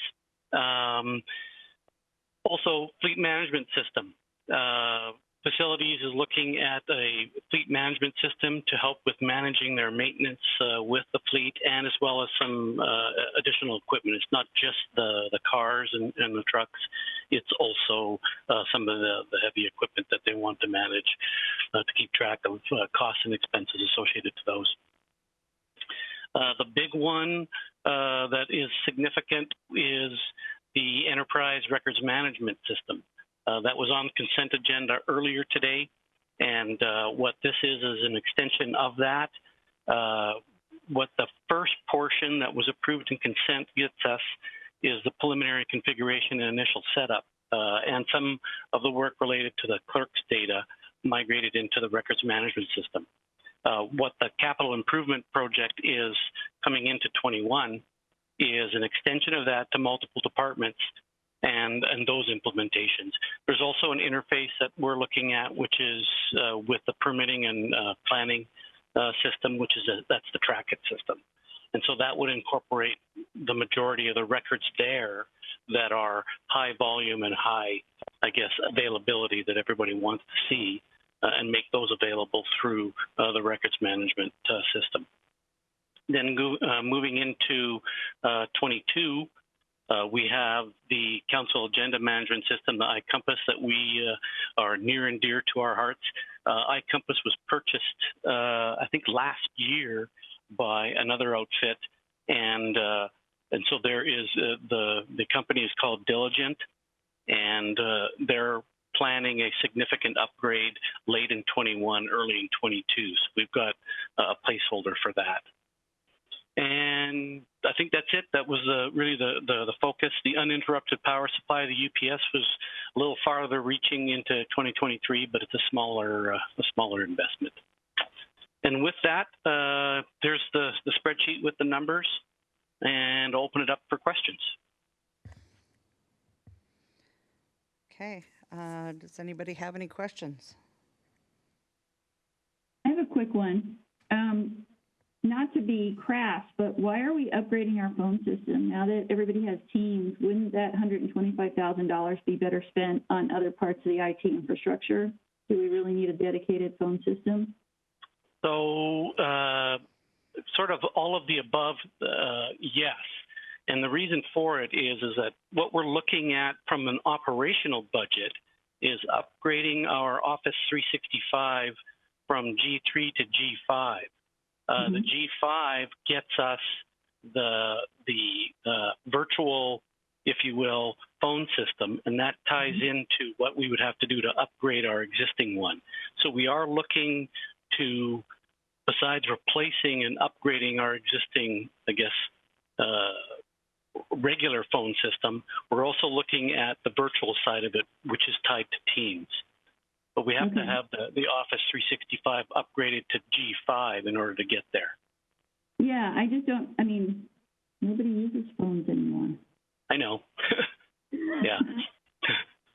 But most people do still call in to City Hall. Okay. All righty. But anyway, I would think there would be a way to handle that through, the Office 365 stuff, and we could, again, just reallocate that money to other parts of the infrastructure. But I will trust that you have already then looked at that and really what we are looking at is the Office 365, the Teams with the virtual phone system associated to that, and how that ties to the Mitel side of it is still a question mark. Okay, because I was going to say, people can call me at my office at Microsoft, but it doesn't actually call a phone. It's still an IP phone system. It's not a real phone. It just calls me on Teams. but Correct. you can still call in from the outside. So. Yeah. Okay. All right. Cool. Okay, old people like me still like the phone. Okay, Councilmember Treen. It'll still feel like a phone to you, Mayor. You won't know that it's not a phone. We just won't have to pay for it. That's Okay. Okay, Councilmember Treen. Oh, you're muted. Jim, is there also some redundancy here with the phone system that would also tie into our emergency management system? So that's a very good question. We haven't explored that perspective of it at this time. So because we contract all of our emergency services to both Eastside Fire and Rescue and the King County Sheriff's Office, we really don't have any ties to the 911 hub. Right, but I'm just thinking like in an emergency situation, if I'm just stuck on G5 or wireless or whatever, is there built-in redundancy then? Because it says it's adding redundancy to the system. So what am I missing here?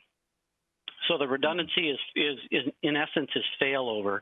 And what that gives us is if we migrate all the way into Office 365, as Councilmember Stewart is suggesting, and we're absolutely open to looking at that, then we have the Microsoft as our, I guess, backstop for keeping the system up and available.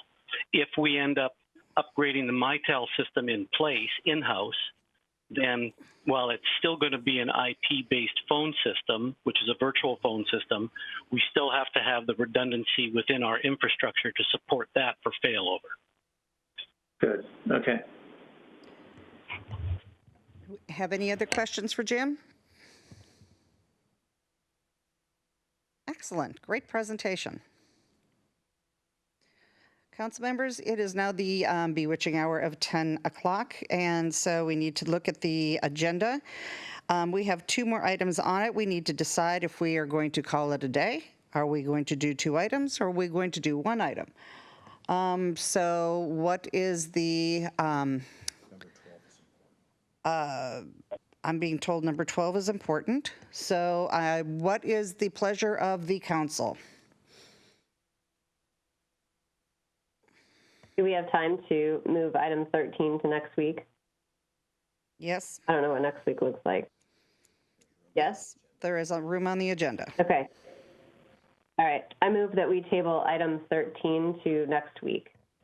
Second. Second. Discussion? Hearing none. All those in favor of moving item 13 to next week, say aye. Aye. Aye. Opposed? Nay. Nay. So that would be who can, nay is Stewart. I was a nay. I was a nay.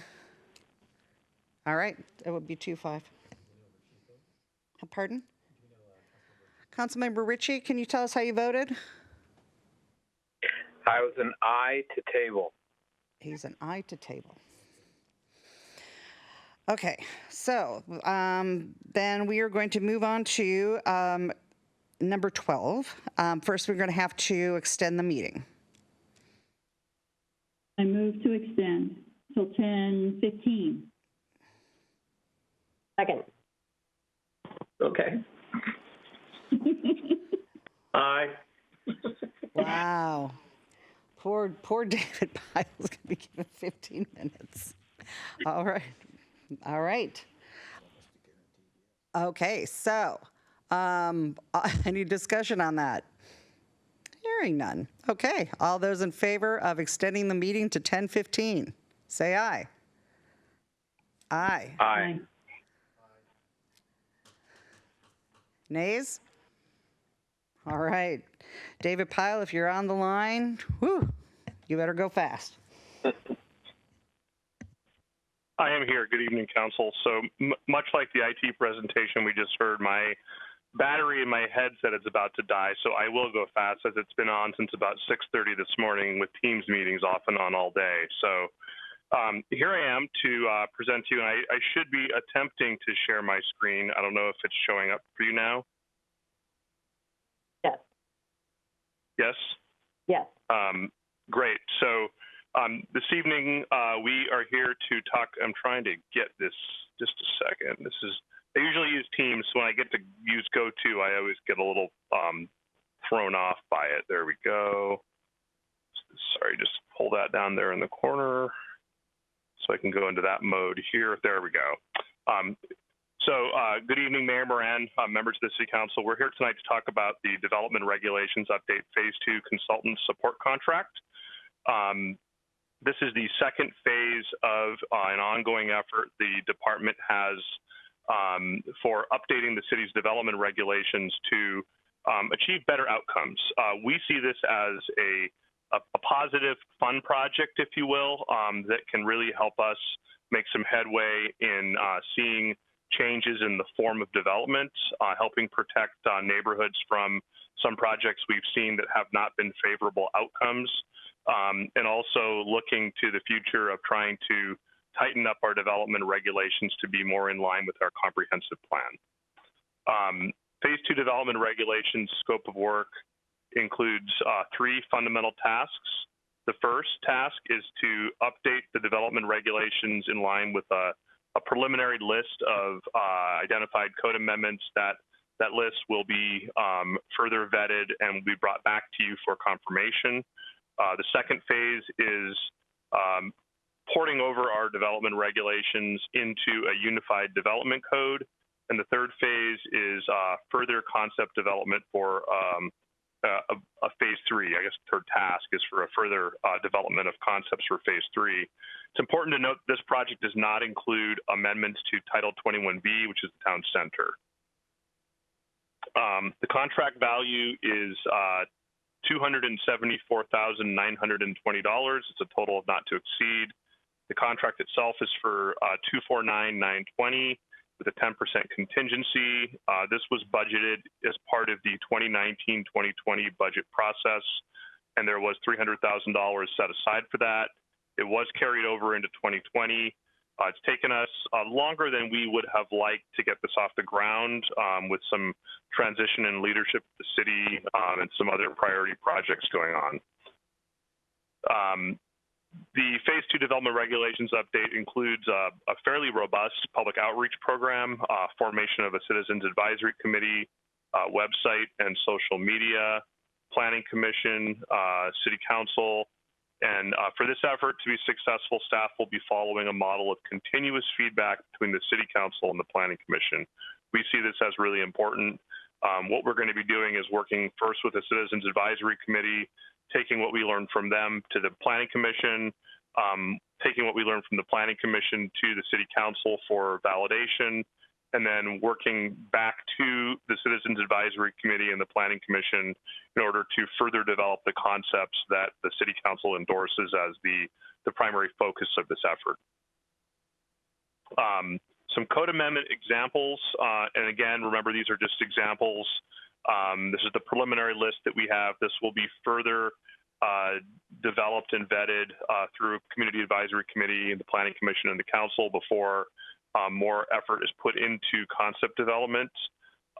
Code examples are restrictions on building height based on building segments. This is really a concept that's based around protecting solar access, responding to topography, trying to limit bulk and scale of buildings. It's really a character amendment. Refining technically feasible deviations. We've had some complications with those that were added during phase 1, and we want to refine those when we have a little more time and we're not at the dais trying to write the final change to the code. Landscape requirements, trying to look at whether or not we should have different rules related to subdivisions versus individual lots. If you have an existing lot, you want to build a new house on it, should you be subjected to the same rules as a new subdivision? That's a great question that we'd like to explore with the community and with the council. Added a restriction on grading around the perimeter of a subdivision or short subdivision, better blending grading, focusing on better protection of trees and vegetation, cleanup amendments such as grammar and word choice. If you recall, our code has some fairly dated sections that go back to 1999 that were adopted from King County, and we've had some amendments to our code made over time that don't all add up to a code made of whole cloth. It's been patched several times, and we'd like to spend some time fixing those. Looking at enhanced methods of tree protection to ensure that trees that are protected during construction actually live through construction and are viable trees in the long run. Adding low impact development site design guidelines, addition of a plan unit development section, creating minimum standards for construction, creating an overlay to address infrastructure inadequacies in Inglewood and Tamarack. With some of the pressure we've seen for new home construction, we've seen an influx of permit activity or permit inquiries related to lots in the Inglewood and Tamarack neighborhoods, and there are some complications that we'd like to address there. And again, other items identified by the Council Commission and community.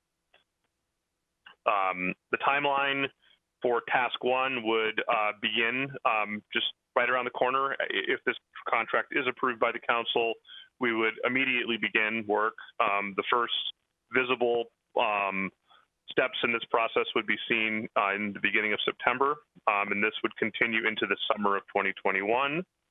The second task is a unified development code, and what this is where after we make any code amendments that we want to make as part of the first task, the second task, we will port over all of the content of the code, Title 19A, Title 20, Title 21A, Title 25, the various code sections that we use as our development regulations, and we'll push those into a unified development code. The idea here is that we will make the code more user-friendly for all members of the community, and we'll make it more understandable for all readers, whether it's a staff person, whether it's a citizen who's interested in understanding what they can do with their property, or whether it's a builder who wants to build on a lot. And most cities have done this. Most cities who have incorporated have gone through the process of, most cities who have incorporated and who have adopted a prior code, like a King County code, have gone through the process of porting over all their regulations and reconfiguring how the code structurally works into something called a unified development code. Task 2 timeline, which would be the unified development code portion, is scheduled if the Council approves the contract to begin in January of 2021 and be completed roughly in the fall of 2021. So we would start this process while we're finishing up the code amendments that are going to be done as part of Task 1, and then we would continue with that process and complete the whole Unified Development Code reorg of our code into the fall of 2021. Task 3 is the development of further concepts for Phase 3. And what this is that there are things that will be raised that we cannot address as part of Phase 2, things that are larger in scope, that are outside of the resources we have available, outside of the timelines we have scheduled, and where they might be their own independent program. Examples would be adding flexibility for new school developments, architectural design standards for neighborhood or sub areas to address key character objectives, a more robust reboot and addition of elements related to environmental sustainability, housing affordability, and generally adding other incentives to promote a better outcome. Those are some of the initial concepts.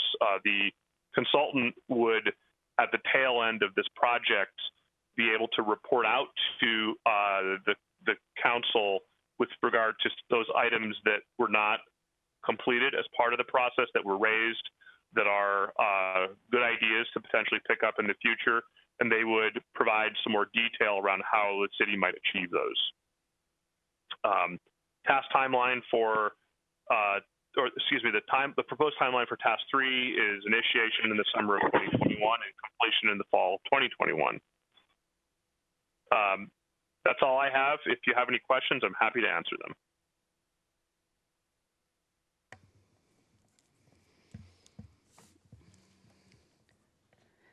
Council, do we have questions?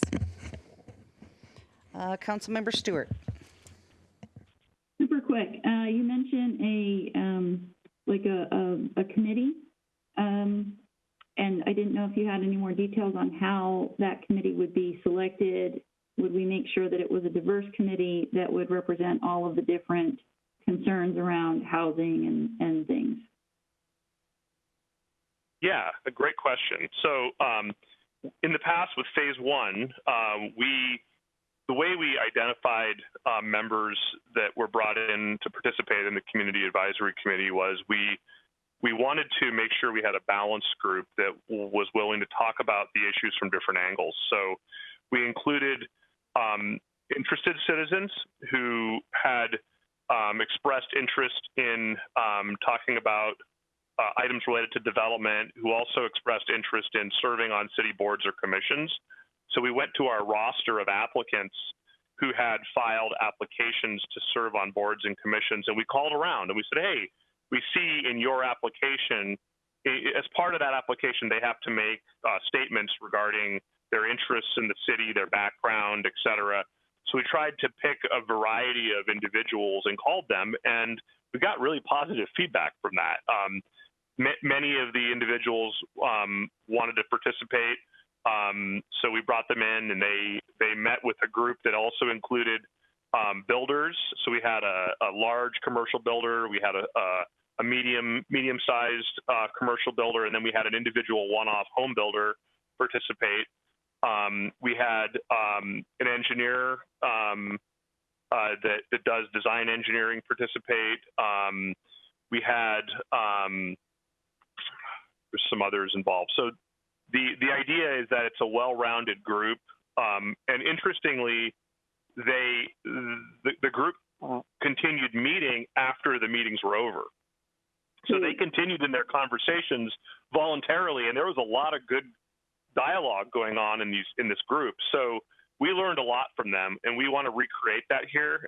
If any of you I've already received some suggestions that have been great suggestions so far of people that might want to be involved in this, and we're going to definitely reach out to these people. And managing a really large group is difficult, so we want to make sure we have the right size group. And what this group is doing is it's helping provide some initial information around this issue leading into working with the Planning Commission and the Council. And I see that it is 10:15 now, so if I need to stop for a minute and get 5 more minutes, we could wrap this up. Sure. I move we extend to 10:20. I think we can wrap this up. Second. Discussion? All in favor, say aye. Aye. Aye. All right. Dave, just to continue on that then, I think that sounds great. I think it's really important for an advisory committee to make sure we have a diversity of people, and it sounds like that's what you're targeting. So I'll trust that you'll make sure we have that diversity of thought, and we look at, the environmentalists and the different folks. We get some folks who are older. Maybe we can find some people who are youth, who are kind of stuck around in the city, who might have some input on things that they're concerned about and that they're looking for. So I think that would be great.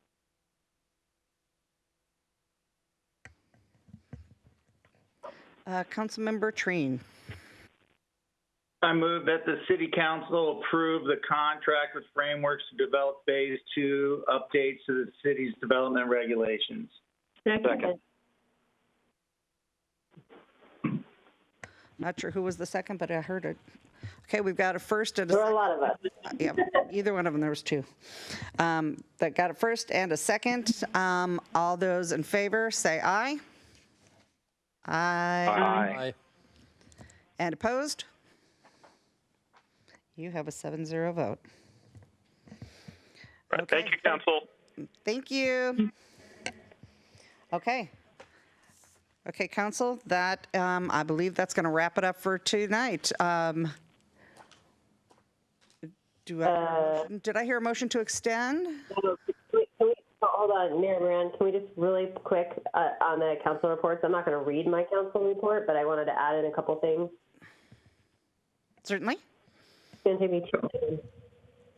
I just wanted to note that the mayor and I met with separately with Ann McFarland on Friday relative to point of order and keeping order during our meeting. And I think we'll provide that at a later time. Just want to let you know about that. And I also was on the North End Mayor's meeting today, as a board member, and as was the mayor, and I'll let her update you at a later time. But just wanted to note those. My report provided, you can read it. Thank you. Okay. Any other comments? All right. This meeting is adjourned.